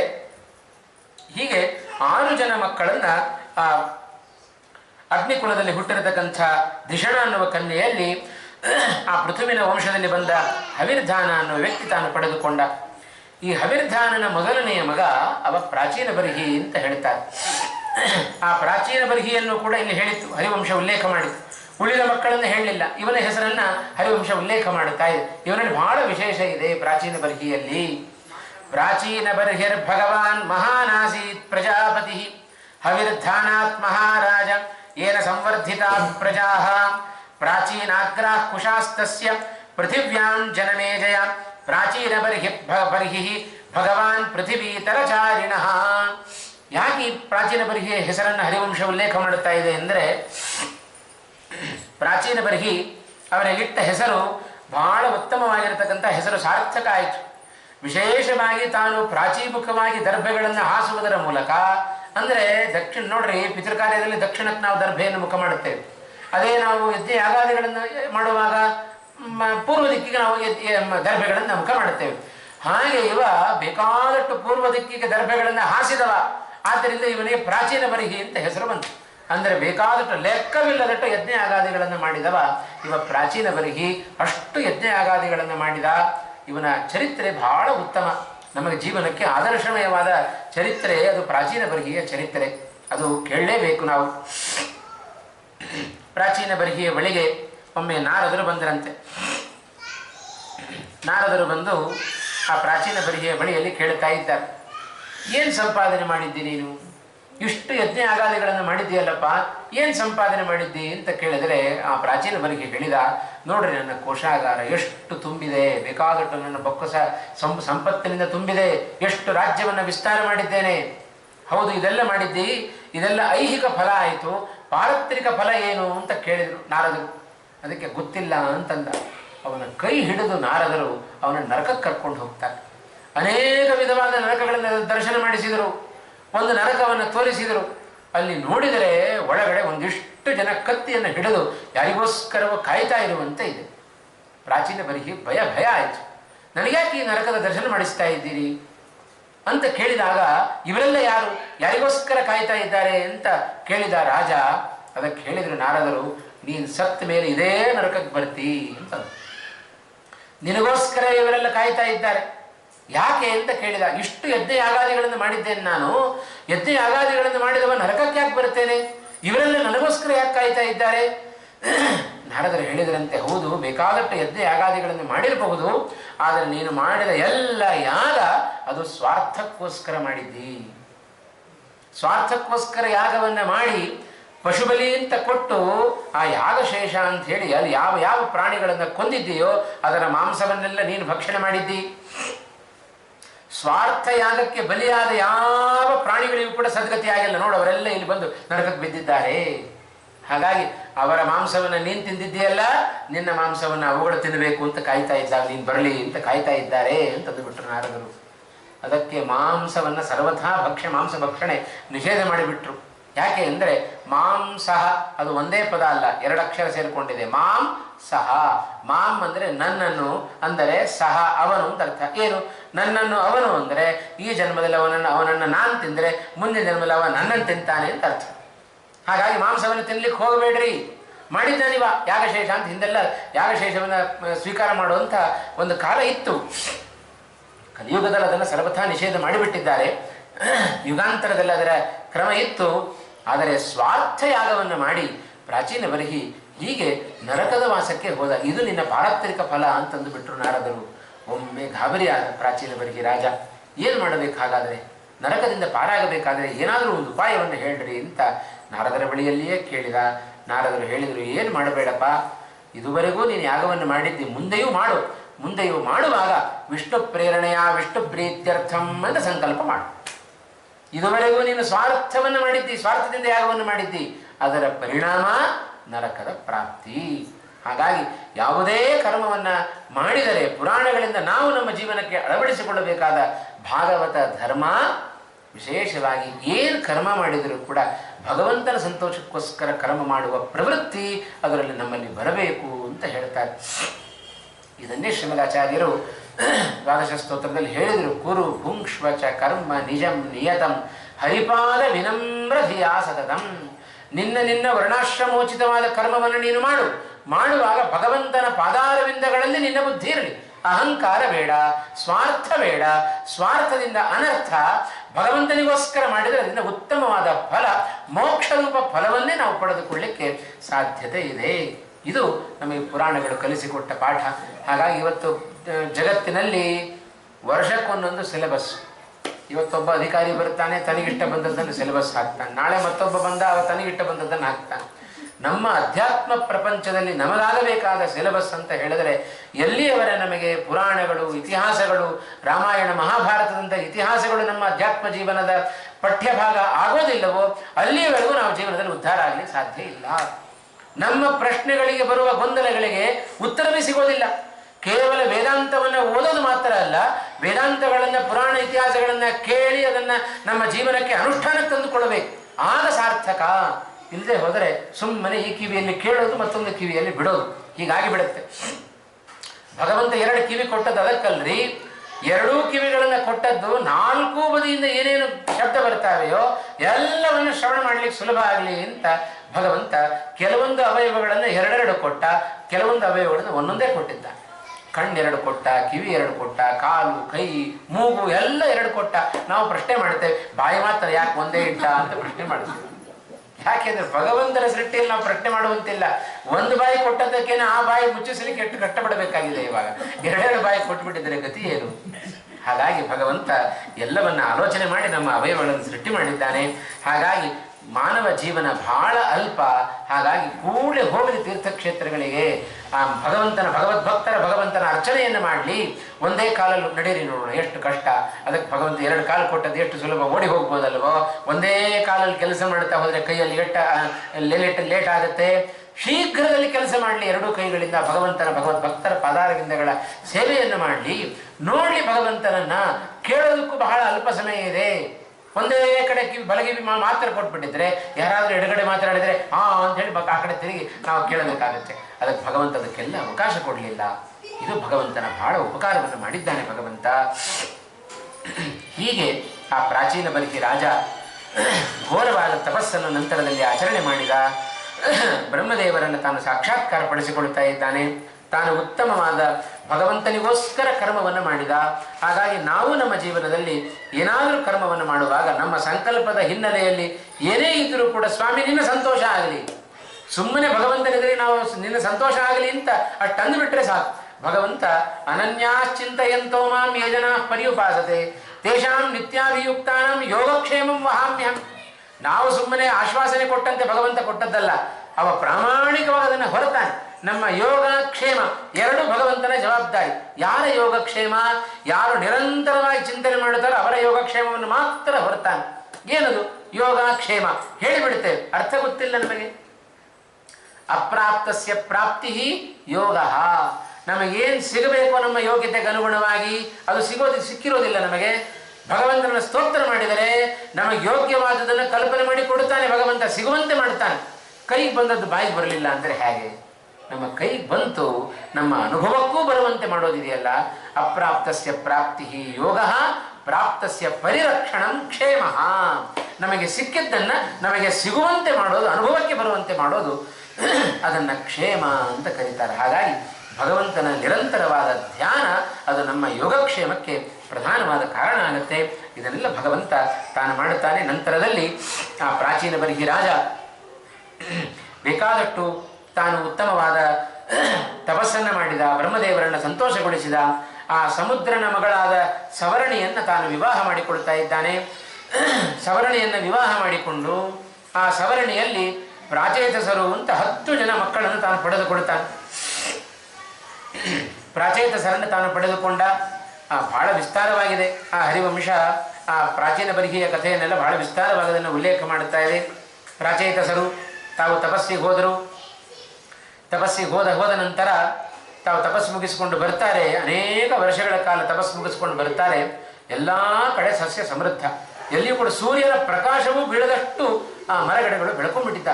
ಎಲ್ಲ ತಪಸ್ಸಿನ ಶಕ್ತಿಯಿಂದ ಎಲ್ಲ ಮರಗಿಡಗಳನ್ನೆಲ್ಲ ಸುಟ್ಟಾಕಿ ಶುರು ಮಾಡಿದರು ಪ್ರಾಚೇತಸರು. ಆಗ ಚಂದ್ರ ಬರ್ತಾ ಇದ್ದಾನೆ. ಪ್ರಾರ್ಥನೆ ಮಾಡಿಕೊಂಡ. ಅವಳ ಒಬ್ಬ ಕನ್ಯೆಯನ್ನು ಕೊಡುತ್ತೇನೆ ಅಂತ ಹೇಳಿ ಮಾರಿಷಾ ಅನ್ನುವ ಕನ್ಯೆಯನ್ನು ಪ್ರಾಚೇತಸರಿಗೆ ವಿವಾಹವನ್ನು ಮಾಡಿಕೊಡ್ತಾ ಇದ್ದಾನೆ. ಆ ಪ್ರಾಚೇತಸರ ಮೂಲಕ ಮಾರಿಷಾ ಅನ್ನುವ ಕನ್ಯೆಯಲ್ಲಿ ದಕ್ಷ ಪ್ರಜಾಪತಿ ತಾನು ಹುಟ್ಟಿಕೊಂಡ. ಇದೆಲ್ಲ ಆ ಧ್ರುವನ ಒಂದು ಪರಂಪರೆ ಶುರು ಮಾಡಿದ್ದು ಎಲ್ಲಿಂದ ಎಲ್ಲಿಗೆ ಬೆಳ್ಕೊಂಡು ಬಂತು ಅನ್ನೋದನ್ನು ಆ ವಂಶ ಪರಂಪರೆಯನ್ನು ತಿಳಿದಾಗ, ಆ ವಂಶಾವಳಿಯಲ್ಲಿ ಯಾರ್ಯಾರು ಬಂದರು ಮಹಾತ್ಮರು, ಅವರೆಲ್ಲ ಹೇಗೆ ಭಗವದ್ ಅನುಗ್ರಹಕ್ಕೆ ಪಾತ್ರರಾದರು, ಅದನ್ನು ತಿಳಿಬೇಕಾದ್ದು ಪ್ರಧಾನವಾದ ಕರ್ತವ್ಯ. ಹಾಗಾಗಿ ಹರಿವಂಶ ಬಹಳ ವಿಶೇಷ ಅಂತ ಹೇಳ್ತಾರೆ. ಈ ದಕ್ಷ ಪ್ರಜಾಪತಿ ಮಾರಿಷ ಅನ್ನುವ ಕನ್ಯೆಯಲ್ಲಿ ಗರ್ಭವಾಸವನ್ನು ತಾನು ಅನುಭವಿಸಿ ಹುಟ್ಟಿದ ಅಂತ ಹೇಳ್ತಾರೆ. ದಕ್ಷ ಪ್ರಜಾಪತಿ ಮೊದಲು ತಾನು ಹುಟ್ಟಿದ್ದು ದಕ್ಷೋಂಗುಷ್ಠಾತ್ ಸ್ವಯಂಭುವ. ಮೊದಲು ದಕ್ಷ ಪ್ರಜಾಪತಿ ತಾನು ಹುಟ್ಟಿಕೊಂಡದ್ದು ಬ್ರಹ್ಮದೇವರ ಅಂಗುಷ್ಠದಿಂದ ಹುಟ್ಟಿಕೊಂಡ ದಕ್ಷ ಪ್ರಜಾಪತಿ. ಈಗ ಮಾರಿಷ ಅನ್ನುವ ಕನ್ಯೆಯಲ್ಲಿ ಗರ್ಭವಾಸವನ್ನು ಅನುಭವಿಸಿ ಹುಟ್ಟುತ್ತಾ ಇದ್ದ. ಯಾಕಿಂಥ ಪ್ರಸಂಗ ಬಂತು ಆ ದಕ್ಷನಿಗೆ ಅಂತ ಹೇಳಿದರೆ, ಅವ ಮಾಡಿದ ಅಪರಾಧದಿಂದ ಅವನಿಗೆ ಇಂಥ ಶಿಕ್ಷೆ ಬಂತು ದಕ್ಷನಿಗೆ. ಮೊದಲನೇ ಬಾರಿ ಬ್ರಹ್ಮದೇವರ ಅಂಗುಷ್ಟದಿಂದ ಅಯೋನಿಜನಾಗಿ ಹುಟ್ಟಿದ ಆ ದಕ್ಷ ಮಾಡಿದ ದೊಡ್ಡ ಅಪರಾಧ, ವೈಷ್ಣವೋತ್ತಮರಾದ ರುದ್ರದೇವರನ್ನ ನಿಂದನೆ ಮಾಡಿಬಿಟ್ಟ ದಕ್ಷ ಪ್ರಜಾಪತಿ. ಸಭೆಗೆ ಬಂದಾಗ ಕೇವಲ ಎದ್ದು ನಿಲ್ಲಲ್ಲ ಅಂತ ಒಂದೇ ಒಂದು ಕಾರಣದಿಂದ ರುದ್ರದೇವರನ್ನ ನಿಂದನೆ ಮಾಡಿದ, ಶಾಪ ಕೊಟ್ಟ. ಆ ಶಾಪವನ್ನು ನೆರವೇರಿಸಬೇಕು ಅಂತ ಹೇಳಿ ತಾನೇ ಒಂದು ಯಾಗ ಮಾಡಿದ. ಆ ಯಾಗ ಮಾಡಿ ಅದರಲ್ಲಿ ರುದ್ರದೇವರಿಗೆ ಆಹುತಿಯನ್ನೇ ಕೊಡಲಿಲ್ಲ. ಅಲ್ಲಿಯೇ ಇದ್ದಾಳೆ ದಾಕ್ಷಾಯಿಣಿ. ಅರುದ್ರ ಭಾಗಂ ತಮವೇಕ್ಷ್ಯ ಚಾಧ್ವರಂ. ಆ ರುದ್ರ ತನ್ನ ಗಂಡನಾದ ರುದ್ರದೇವರಿಗೆ ಭಾಗ ಸಿಗದ ಆ ಯಾಗವನ್ನು ನೋಡಿದ್ದಾಳೆ. ತಂದೆಯನ್ನು ಚೆನ್ನಾಗಿ ನಿಂದನೆ ಮಾಡ್ತಾ ಇದ್ದಾಳೆ. ಆ ದಕ್ಷ ರುದ್ರದೇವರನ್ನ ನಿಂದನೆ ಮಾಡಿದ. ಸ್ಮಶಾನವಾಸಿಗಳು ದರಿದ್ರರಾಗಿದ್ದಾರೆ, ಸ್ಮಶಾನವಾಸಿಗಳಾಗಿದ್ದಾರೆ, ಹೇಗೆ ವರ್ತನೆ ಮಾಡಬೇಕು ಅಂತಲೇ ಗೊತ್ತಿಲ್ಲ. ಅವರಿಗೆ ತಪ್ಪಿ ನನ್ನ ಮಗಳನ್ನು ಕೊಟ್ಟುಬಿಟ್ಟೆ ಅಂತ ಎಲ್ಲ ಚೆನ್ನಾಗಿ ನಿಂದನೆ ಮಾಡಿಬಿಟ್ಟ ಆ ದಕ್ಷ ಪ್ರಜಾಪತಿ. ರುದ್ರದೇವರನ್ನು ಸರಿಯಾಗಿ ಅರ್ಥ ಮಾಡಿಕೊಳ್ಳಿ. ವೈಷ್ಣವೋತ್ತಮರಾದ ರುದ್ರದೇವರು ಏನೇನು ನಿಂದನೆ ಮಾಡ್ತಾ ಇದ್ದಾನೆ, ಅದು ಯಾವುದು ಅನ್ವರ್ಥವಾದ ನಿಂದನೆ ಅಲ್ಲ. ದಾಕ್ಷಾಯಿಣಿಯನ್ನು ಸಮರ್ಥನೆ ಮಾಡ್ತಾ ಇದ್ದಾಳೆ ಹೆಂಡತಿ ಸತೀದೇವಿ. ಹಾಗಾಗಿ ಪ್ರತಿಯೊಬ್ಬ ಎಂಥ ಪತಿವ್ರತಾ ಸ್ತ್ರೀ. ಹಾಗೆ ದಕ್ಷ ತನ್ನ ತಂದೆಯಾದರೂ ಕೂಡ ಆ ತನ್ನ ಗಂಡನನ್ನು ನಿಂದನೆ ಮಾಡಿದರೆ ಪತಿವ್ರತೆಯಾದವಳು ಸಹಿಸೋದಿಲ್ಲಂತೆ. ತಾನು ಬೈಬೋದು, ಮತ್ತೊಬ್ಬರು ಬೈದರೆ ಸಹಿಸಲಿಕ್ಕೆ ಆಗೋದಿಲ್ಲ ಅಂತ ಪತಿವ್ರತೆಯರು ಇರ್ತಾರೆ ಜಗತ್ತಲ್ಲಿ. ಹಾಗಾಗಿ ದಾಕ್ಷಾಯಿಣಿ ಮತ್ತೊಬ್ಬರು ನಿಂದನೆ ಮಾಡಿದಾಗ ಸಹಿಸಲಿಕ್ಕಾಗಲಿಲ್ಲ. ಅಪ್ಪನನ್ನೇ ಕೇಳ್ತಾ ಇದ್ದಾಳೆ, ಗಂಡನನ್ನ ಸ್ಮಶಾನವಾಸಿ ಅಂತ ಹೇಳ್ತಾ ಇದ್ದೀಯಲ್ವೋ. ಸ್ಮಶಾನವಾಸಿಗಳಾದವರು ರುದ್ರದೇವರು ಯಾಕೆ ಅಂದರೆ ಭಗವಂತನಲ್ಲಿರುವ ಸ್ವಾಮಿ ನಿಷ್ಠೆಯನ್ನು ತೋರಿಸ್ತಾ ಇದ್ದಾರೆ ರುದ್ರದೇವರು. ಭಗವಂತ ತನ್ನ ಸೃಷ್ಟಿಯಲ್ಲಿ ಬೇಕಾದಷ್ಟು ಭೂತ ಪ್ರೇತಗಳನ್ನೆಲ್ಲ ಸೃಷ್ಟಿ ಮಾಡಿದ. ಎಲ್ಲ ಭೂತ ಪ್ರೇತಗಳು ಜಗತ್ತಿನಿಂದ ಬಂದು ದಾಂಧಲೆ ಹಾಕಲಿಕ್ಕೆ ಶುರು ಮಾಡಿದವು. ಆಗ ಭಗವಂತ ಹೇಳ್ತಾನೆ ರುದ್ರದೇವರನ್ನು ಕುರಿತು, ಎಲ್ಲ ಭೂತ ಪ್ರೇತಗಳನ್ನು ಕರ್ಕೊಂಡೋಗಿ ಸ್ಮಶಾನದಲ್ಲಿ ಕೂಡ ಹಾಕ್ರಿ, ಹೊರಗೆ ಬಾರದಂತೆ ನೋಡ್ಕೊಳ್ಳ್ರಿ ಅಂತಂದ ರುದ್ರದೇವರಿಗೆ. ಆಯಿತು ಅಂತಂದ್ರು ರುದ್ರದೇವರು. ಸ್ವಾಮಿ, ಈಗ ಸೃಷ್ಟವಾದದ್ದೇನೋ ನಾನು ಕರ್ಕೊಂಡು ಹೋಗ್ತೇನೆ, ಇನ್ನು ಮುಂದೆ ಸೃಷ್ಟ ಆಗುವ ಭೂತ ಪ್ರೇತಗಳನ್ನು ಏನು ಮಾಡೋದು ಅಂತ ಕೇಳಿದ್ರು ರುದ್ರದೇವರು. ಅದಕ್ಕಂದ್ರು, ಯಾರ್ಯಾರು ಮುಂದೆ ಸೃಷ್ಟರಾಗ್ತಾರೆಯೋ ಆ ಎಲ್ಲ ಭೂತ ಪ್ರೇತಗಳ ನಿವಾರಣೆ ಆಗಬೇಕು ಅಂದ್ರೆ ನಿನ್ನನ್ನು ಯಾರು ಸ್ಮರಣೆ ಮಾಡಿಕೊಡುತ್ತಾರೆಯೋ ಅಲ್ಲಿರುವ ಎಲ್ಲ ಭೂತ ಪ್ರೇತಗಳು ನಾಶವಾಗಿ ಬಿಡುತ್ತವೆ ಅಂತ. ಇದು ಭಗವಂತ ರುದ್ರದೇವರಿಗೆ ಕೊಟ್ಟ ವರ. ಹಾಗಾಗಿ ಇವತ್ತು ದೇವರ ಪೂಜೆ ಮಾಡಲಿ, ಯಜ್ಞ ಯಾಗಾದಿಗಳನ್ನು ಮಾಡಲಿ, ಅಥವಾ ಸಂಧ್ಯಾ ವಂದನೆ ಮಾಡಲಿ, ಎಲ್ಲ ನಾವು ಭೂತೋಚ್ಚಾಟನ ಅಂತ ಹೇಳೋದಿಲ್ಲೇನು? ಏನು ಹೇಳ್ತೇವೆ? ಅಪಸರ್ಪಂತುತೆ ಭೂತ ಯೇ ಭೂತ ಭುವಿ ಸಂಸ್ಥಿತ ಯೇ ಭೂತ ವಿಘ್ನಕರ್ತಾರ ತೇ ನಶ್ಯಂತು ಶಿವಾಜ್ಞೆಯ. ಆ ಶಿವ ಅಂದ್ರೆ ಯಾರು? ರುದ್ರದೇವರಿಗೆ ಶಿವ ಅಂತ ಹೆಸರು. ಆ ರುದ್ರದೇವರ ಆಜ್ಞೆಯಿಂದ ನಮ್ಮ ಈ ಧರ್ಮಕರ್ಮಕ್ಕೆ ವಿಘ್ನವನ್ನುಂಟು ಮಾಡುವ ಎಲ್ಲ ಭೂತ ಪ್ರೇತಗಳ ನಾಶ ಆಗಲಿ ಅಂತ ಪ್ರಾರ್ಥನೆ ಮಾಡೋದು. ನಾಶ ಮಾಡುವ ಸಾಮರ್ಥ್ಯ ಅದು ರುದ್ರದೇವರಿಗಿದೆ. ಹಾಗಾಗಿ ನಮ್ಮ ಮನಸ್ಸಿನಲ್ಲಿರುವ ಶತ್ರುಗಳನ್ನು ನಾಶ ಮಾಡುತ್ತಾರೆ. ಮನೆಯಲ್ಲಿರುವವರೇ ಭೂತ ಪ್ರೇತಗಳಂತೆ ವರ್ತನೆ ಮಾಡ್ತಾ ಇರ್ತಾರೆ. ಅಂಥವರನ್ನು ರುದ್ರದೇವರನ್ನು ಪ್ರಾರ್ಥನೆ ಮಾಡಿಕೊಂಡರೆ ಅವರನ್ನು ನಾಶ ಮಾಡಿಬಿಡ್ತಾರೆ ಅಂತ ಹೇಳಿದರೆ ಅವರ ಮನಸ್ಸನ್ನು ಪರಿವರ್ತನೆ ಮಾಡುತ್ತಾರೆ. ಯಾಕೆಂದ್ರೆ ಮನೋಭಿಮಾನಿಗಳಲ್ಲಿ ರುದ್ರದೇವರು ವಿಘ್ನ ಮಾಡದಂತೆ ಅವರನ್ನು ತಯಾರು ಮಾಡುತ್ತಾರೆ ರುದ್ರದೇವರು, ಯಾವಾಗ ನಾವು ಪ್ರಾರ್ಥನೆ ಮಾಡಿಕೊಂಡ್ರೆ. ಹಾಗಾಗಿ ಇದು ಸ್ಮಶಾನದಲ್ಲಿ ಇರುವಂತೆ ಭಗವಂತ ಆದೇಶವನ್ನು ಮಾಡಿದ್ದಾನೆ. ಆದ್ದರಿಂದ ರುದ್ರದೇವರು ಸ್ಮಶಾನದಲ್ಲಿದ್ದಾರೆ. ಇದು ನಮ್ಮಂಥವ್ರು ಯಾರಿಗಾದ್ರೂ ಇಂಥ ಪೋಸ್ಟ್ ಕೊಟ್ಬಿಟ್ರೆ ನೋಡ್ರಿ ಏನು ಮಾಡುತ್ತೆ, 2 ದಿವಸಕ್ಕೆ ಅರ್ಜಿ ಕೊಟ್ಬಿಡುತ್ತೆ. ನಮಗಿಲ್ಲ ಆಗೋದಿಲ್ಲ, ರಾಜೀನಾಮೆ ಕೊಡೋದಿಲ್ಲ, ನಮ್ಮನ್ನು ಟ್ರಾನ್ಸ್ಫರ್ ಮಾಡ್ರಿ ಅಂತಂತೆ. ಇವತ್ತಿನವರೆಗೂ ಕೂಡ ಭಗವಂತ ಕೊಟ್ಟ ಆ ಕೆಲಸವನ್ನ ನಿಯತ್ತಿನಿಂದ ಮಾಡ್ತಾ ಇದ್ದಾರಲ್ಲ, ಇದು ರುದ್ರದೇವರ ಮಹತ್ವ. ಅವರನ್ನು ನೀನು ನಿಂದನೆ ಮಾಡ್ತೀಯೋ, ಅವರನ್ನು ಸ್ಮಶಾನವಾಸಿಗಳು ದರಿದ್ರರು ಅಂತ ಬೈತಾ ಇದ್ದೆ ನೀನು. ನಮಗೆ ದಾರಿದ್ರ್ಯ ಯಾವುದು, ವೈರಾಗ್ಯ ಯಾವುದು ಅಂತ ಗೊತ್ತಾಗೋದಿಲ್ಲ. ಅವರು ದಿಗಂಬರರಾದದ್ದು ರುದ್ರದೇವರು ವೈರಾಗ್ಯದ ಸಂಕೇತ ಅದು. ಇವ ತಿಳ್ಕೊಂಡ್ಬಿಟ್ಟ, ದರಿದ್ರರು ಅಂತ ತಿಳ್ಕೊಂಡ್ಬಿಟ್ಟ ದಕ್ಷ ಪ್ರಜಾಪತಿ. ಹಾಗಾಗಿ ಇಂಥ ವೈಷ್ಣವೋತ್ತಮರಾದ ರುದ್ರದೇವರನ್ನ ನಿಂದನೆ ಮಾಡಿದ್ದರ ಪರಿಣಾಮ ಅವ ಮುಂದೆ ಗರ್ಭವಾಸವನ್ನು ಅನುಭವಿಸಿ ಆ ದಕ್ಷ ತಾನು ಹುಟ್ಟಬೇಕಾದಂಥ ಪ್ರಸಂಗ ಬಂತು. ಇದನ್ನು ಕೂಡ ಈ ದಕ್ಷನ ದೃಷ್ಟಾಂತವನ್ನು ಕೂಡ ವಿಷ್ಣು ತೀರ್ಥರು ತಮ್ಮ ಸಾರೋದ್ಧಾರದಲ್ಲಿ ಇದಕ್ಕೋಸ್ಕರ ಒಂದು ಪ್ರತ್ಯೇಕ ಪ್ರಕರಣ ಇಟ್ಟರು. ಹೇಗೆ ಆತ್ಮ ಪ್ರಶಂಸೆಯು ವರ್ಜ್ಯವೋ ಹಾಗೆ ಮಹಾತ್ಮರ ನಿಂದನೆಯೂ ಕೂಡ ವರ್ಜ್ಯ. ಎಂದೂ ಮಹಾತ್ಮರ ನಿಂದನೆಯನ್ನು ಮಾಡಬೇಡ್ರಿ, ಮಹಾತ್ಮರ ಸೇವೆ ಮಾಡ್ರಿ, ಮಹಾತ್ಮರ ಸಂಘ ಬೇಕು, ಮಹಾತ್ಮರ ಸೇವೆ ಬೇಕು, ಆತ್ಮ ಪ್ರಶಂಸೆಯನ್ನು ಮಾಡಬಾರದು. ಇದನ್ನೆಲ್ಲ ಒಂದೊಂದು ಪ್ರಕರಣ, ಏನೇನು ಭಾಗವತ ಸಾರೋದ್ಧಾರದಲ್ಲಿ ನಾವು ಒಂದೊಂದು ಪ್ರಕರಣ ಕಾಣುತ್ತೇವೆ, ಇದೆಲ್ಲ ಒಂದೊಂದು ಭಾಗವತ ಧರ್ಮ. ಅದನ್ನೆಲ್ಲ ನಾವು ಜೀವನದಲ್ಲಿ ಅಳವಡಿಸ್ಕೊಂಡ್ಬಿಟ್ರೆ ನಮ್ಮ ಸಂಸಾರ ಇದ್ದರೂ ಇಲ್ಲದಂತೆ ಆಗಿಬಿಡುತ್ತೆ. ಅಷ್ಟು ಸುಲಭವಾಗಿ ಭಾಗವತ ಧರ್ಮಗಳನ್ನು ಈ ಎಲ್ಲ ಪುಣ್ಯಾತ್ಮರ ಮೂಲಕ ನಾವು ಪಾಠವನ್ನು ಕಲೀಲಿಕ್ಕೆ ಸಾಧ್ಯ. ಹಾಗಾಗಿ ಆ ದಕ್ಷ ಪ್ರಜಾಪತಿ ತಾನು ಆ ಮಾರಿಷ ಅನ್ನುವ ಕನ್ಯೆಯಲ್ಲಿ ಪ್ರಚೇತಸರ ಮಗನ ಪ್ರಾಚೇತಸನಾಗಿ ತಾನು ಹುಟ್ಟಿಕೊಳ್ತಾ ಇದ್ದಾನೆ. ಆ ದಕ್ಷ ಪ್ರಜಾಪತಿ ತಾನು ಬ್ರಹ್ಮದೇವರ ಆದೇಶದಂತೆ ಮುಂದಿನ ಭಗವಂತನ ಸಂಕಲ್ಪ, ಬ್ರಹ್ಮದೇವರ ಸಂಕಲ್ಪ, ಅವರ ಆದೇಶವನ್ನು ಹೊತ್ತ ಆ ದಕ್ಷ ಪ್ರಜಾಪತಿ ಮುಂದಿನ ಪ್ರಜಾಸಂತತಿಯನ್ನು ಮುಂದುವರೆಸಬೇಕು. ಅದಕ್ಕೋಸ್ಕರ ಅಸಿಕ್ನಿ ಅನ್ನುವ ಒಬ್ಬಳ ಕನ್ಯೆಯನ್ನು ವಿವಾಹ ಮಾಡಿಕೊಂಡ ದಕ್ಷ ಪ್ರಜಾಪತಿ. ಆ ಅಸಿಕ್ನಿಯಲ್ಲಿ 5,000 ಜನ ಮಕ್ಕಳನ್ನು ತಾನು ಪಡೆದುಕೊಳ್ತಾ ಇದ್ದ. ಅಥ ಪುತ್ರ ಸಹಸ್ರಾಣಿ ವೀರಣ್ಯಾಂ ಪಂಚ ವೀರ್ಯವಾನ್ ಅಸಿಕ್ನ್ಯಾಂ ಜನಯಾಮಾಸ ದಕ್ಷಯೇವ ಪ್ರಜಾಪತಿ. ಆ ಅಸಿಕ್ನಿ ಎನ್ನುವ ಕನ್ಯೆಯನ್ನು ತಾನು ವಿವಾಹ ಮಾಡಿಕೊಂಡ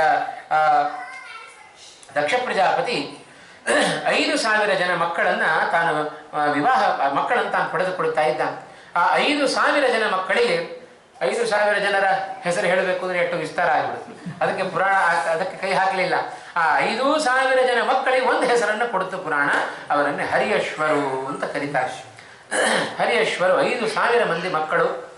ಎಲ್ರಿಗೂ ಹೇಳಿದ ದಕ್ಷ ಪ್ರಜಾಪತಿ ತಂದೆಯಾಗಿ, ಇದು ನಮ್ಮ ಸೃಷ್ಟಿಯ ಕಾಲ, ಇದು ಭಗವಂತನ ಸೃಷ್ಟಿಯ ಕಾಲ, ಸೃಷ್ಟಿ ಆಗಬೇಕು, ನೀವೆಲ್ಲ ಮಕ್ಕಳ ಹುಟ್ಟುಕೊಂಡಿದ್ದೀರಿ, ಸೃಷ್ಟಿ ಮಾಡಿರಿ, ಪ್ರಜಾಸಂತತಿಯನ್ನು ಅಭಿವೃದ್ಧಿ ಮಾಡಿರಿ.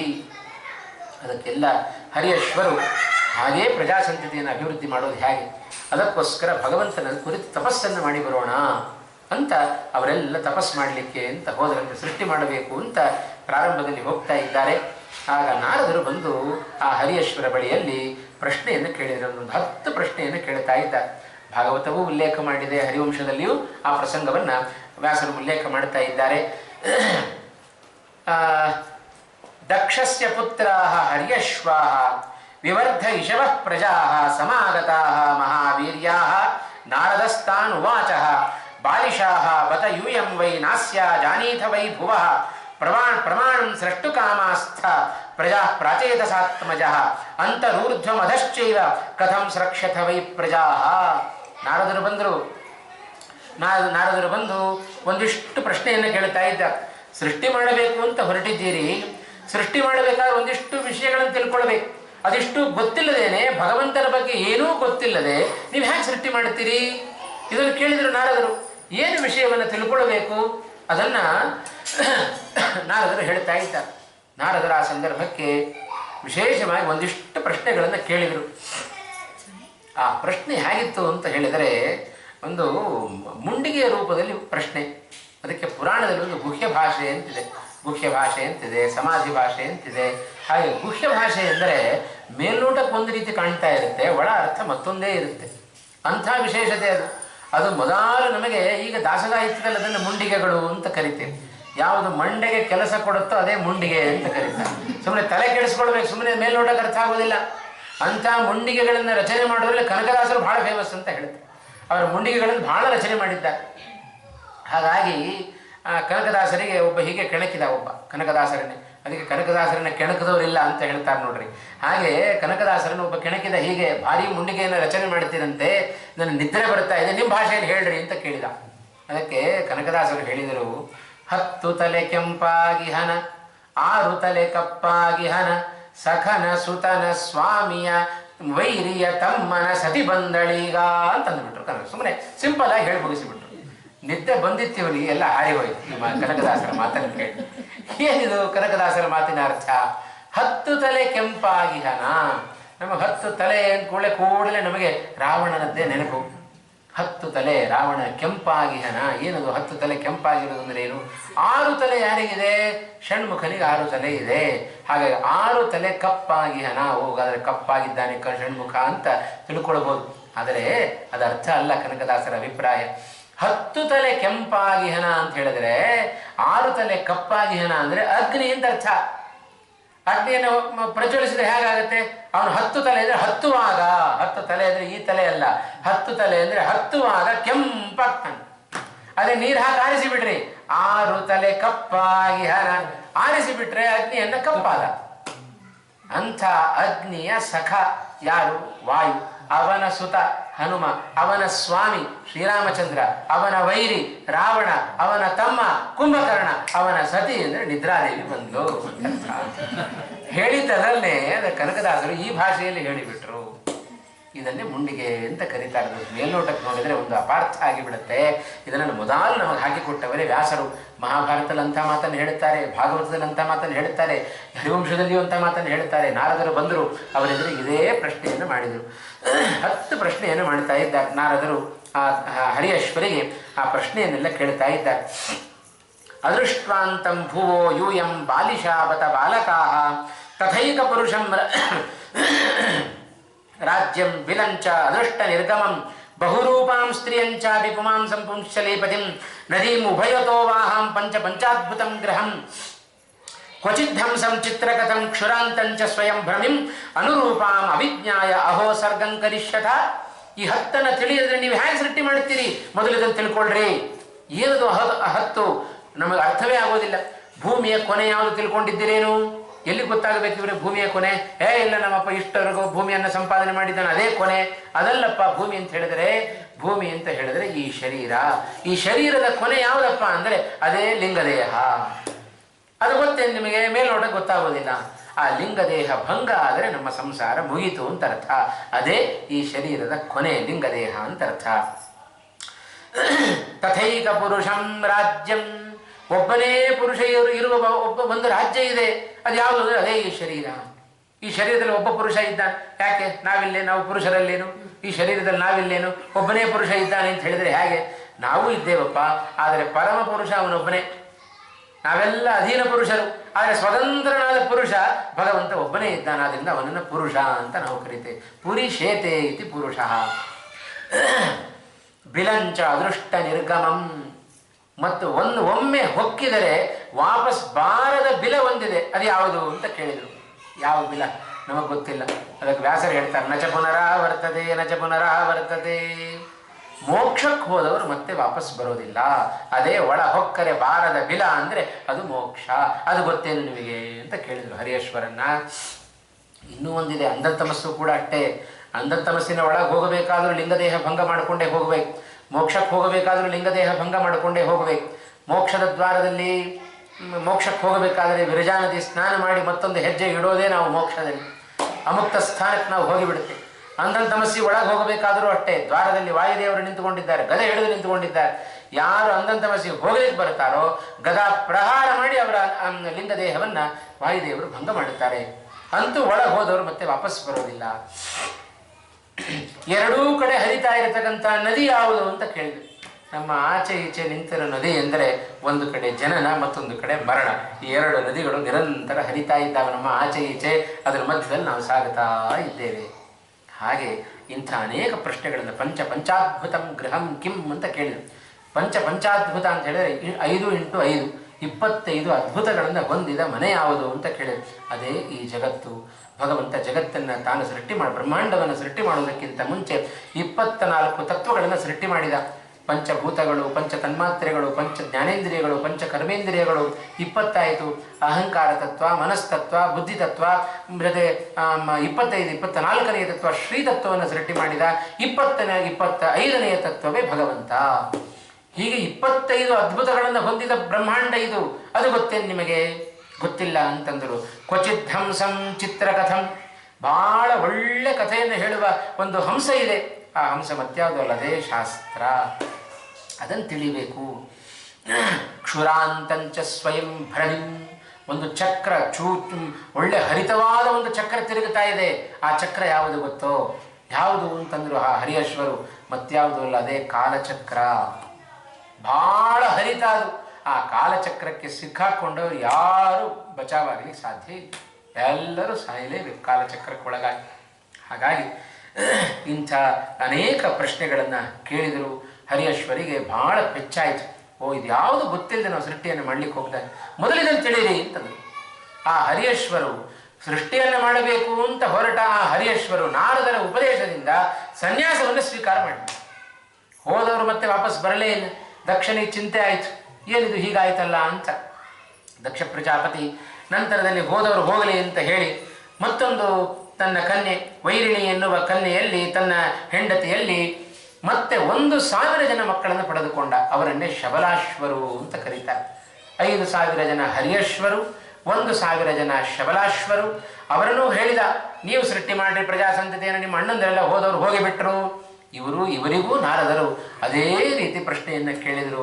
ಸೃಷ್ಟಿಯನ್ನು ಮಾಡಲಿಕ್ಕೆ ಹೊರಟಿದ್ದೀರಿ, ನಿಮ್ಮ ಅಣ್ಣಂದರು ಇದಕ್ಕೆ ಬಂದವರು, ಅವರು ಹೋದವರು ಹೋಗಿ ಬಿಟ್ಟಿದ್ದಾರೆ, ಅವರು ಎಲ್ಲಿ ಹೋಗಿದ್ದಾರೆ? ನೀವು ಮೊದಲು ಅವರನ್ನು ಹುಡುಕ್ರಿ, ನೀವು ತತ್ವೋಪದೇಶವನ್ನು ನೀವು ಪಡೆದುಕೊಳ್ಳ್ರಿ, ಆಮೇಲೆ ಸೃಷ್ಟಿ ಮಾಡಿರಿ ಅಂತಂದರು. ಅವರು ಹೋದವರು ಹೋಗೇ ಬಿಟ್ರು, ಮತ್ತು ವಾಪಸ್ ಬರಲೇ ಇಲ್ಲ. ದಕ್ಷನಿಗೆ ಸಿಟ್ಟು ಬಂತು. ಇದ್ದವರಿಗೆಲ್ಲ ಹೀಗೆ ಉಪದೇಶ ಕೊಡ್ತಾ ಕೂತ್ರೆ ನಾರದರು ಸೃಷ್ಟಿ ಮಾಡೋದು ಹೇಗೆ? ಅದಕ್ಕೋಸ್ಕರ ನಾರದ ಮೇಲೆ ಸಿಟ್ಟು ಬಂತು. ಶಾಪ ಕೊಡುತ್ತಾನೆ ದಕ್ಷ ಪ್ರಜಾಪತಿ ನಾರದರಿಗೆ. ನಷ್ಟೇಶು ಶಬಲಾಶ್ವೇಶು ದಕ್ಷ ಕ್ರುದ್ಧ ಅವದತ್ ವಚಃ ನಾರದಂ ನಾಶಮೇಹೇತಿ ಗರ್ಭವಾಸಂ ವಸೇತಿ ಚ. ನಾಶವಾಗಿ ಹೋಗ್ರಿ, ನೀವು ಗರ್ಭವಾಸವನ್ನು ಅನುಭವಿಸಿರಿ, ನಿಂತಲ್ಲಿ ನಿಲ್ಬಾರ್ದು ನೀವು ಅಂತ ಶಾಪ ಕೊಟ್ಟುಬಿಟ್ಟ ದಕ್ಷ ಪ್ರಜಾಪತಿ. ಆದ್ದರಿಂದಲೇ ಪ್ರಾಯ ನಿರಂತರ ಸಂಚಾರ ಮಾಡ್ತಾ ಇರ್ತಾರೆ, 3 ಲೋಕದಲ್ಲಿ ನಿರಂತರ ಸಂಚಾರ ಮಾಡ್ತಾ ಇರೋದು ನಾರದರು ಈ ದಕ್ಷನ ಶಾಪದ ವಶದಿಂದ. ನಾರದರು ಮಾಡಿದ್ದು ಇದೆಲ್ಲ ಏನೋ ಹಾಳು ಮಾಡಬೇಕು ಅಂತ ಅರ್ಥ ಅಲ್ಲ, ಮತ್ತದಕ್ಕೆ ಆ ಉದ್ದೇಶದಿಂದ ಬಂದವರಲ್ಲ. ನಾರದರು ಎಲ್ಲೆಲ್ಲಿ ಪ್ರವೇಶವನ್ನು ಮಾಡಿದ್ದಾರೋ ಅಲ್ಲೆಲ್ಲ ಪರಮಾತ್ಮನಿಗೆ ಇಚ್ಛಾಪೂರ್ವಕವಾಗಿ ಅವರ ಪ್ರವೃತ್ತಿ, ಎಲ್ಲ ಒಳ್ಳೆ ಕೆಲಸ ಮಾಡಲಿಕ್ಕೋಸ್ಕರ ನಾರದರ ಪ್ರವೃತ್ತಿ. ಹಾಗಾಗಿ ಇವತ್ತು ನಾರದರನ್ನು ನಮ್ಮೂಗಿನ ನೇರಕ್ಕೆ ಇಳಿಸ್ಕೊಂಡ್ಬಿಟ್ಟಿದ್ದರು.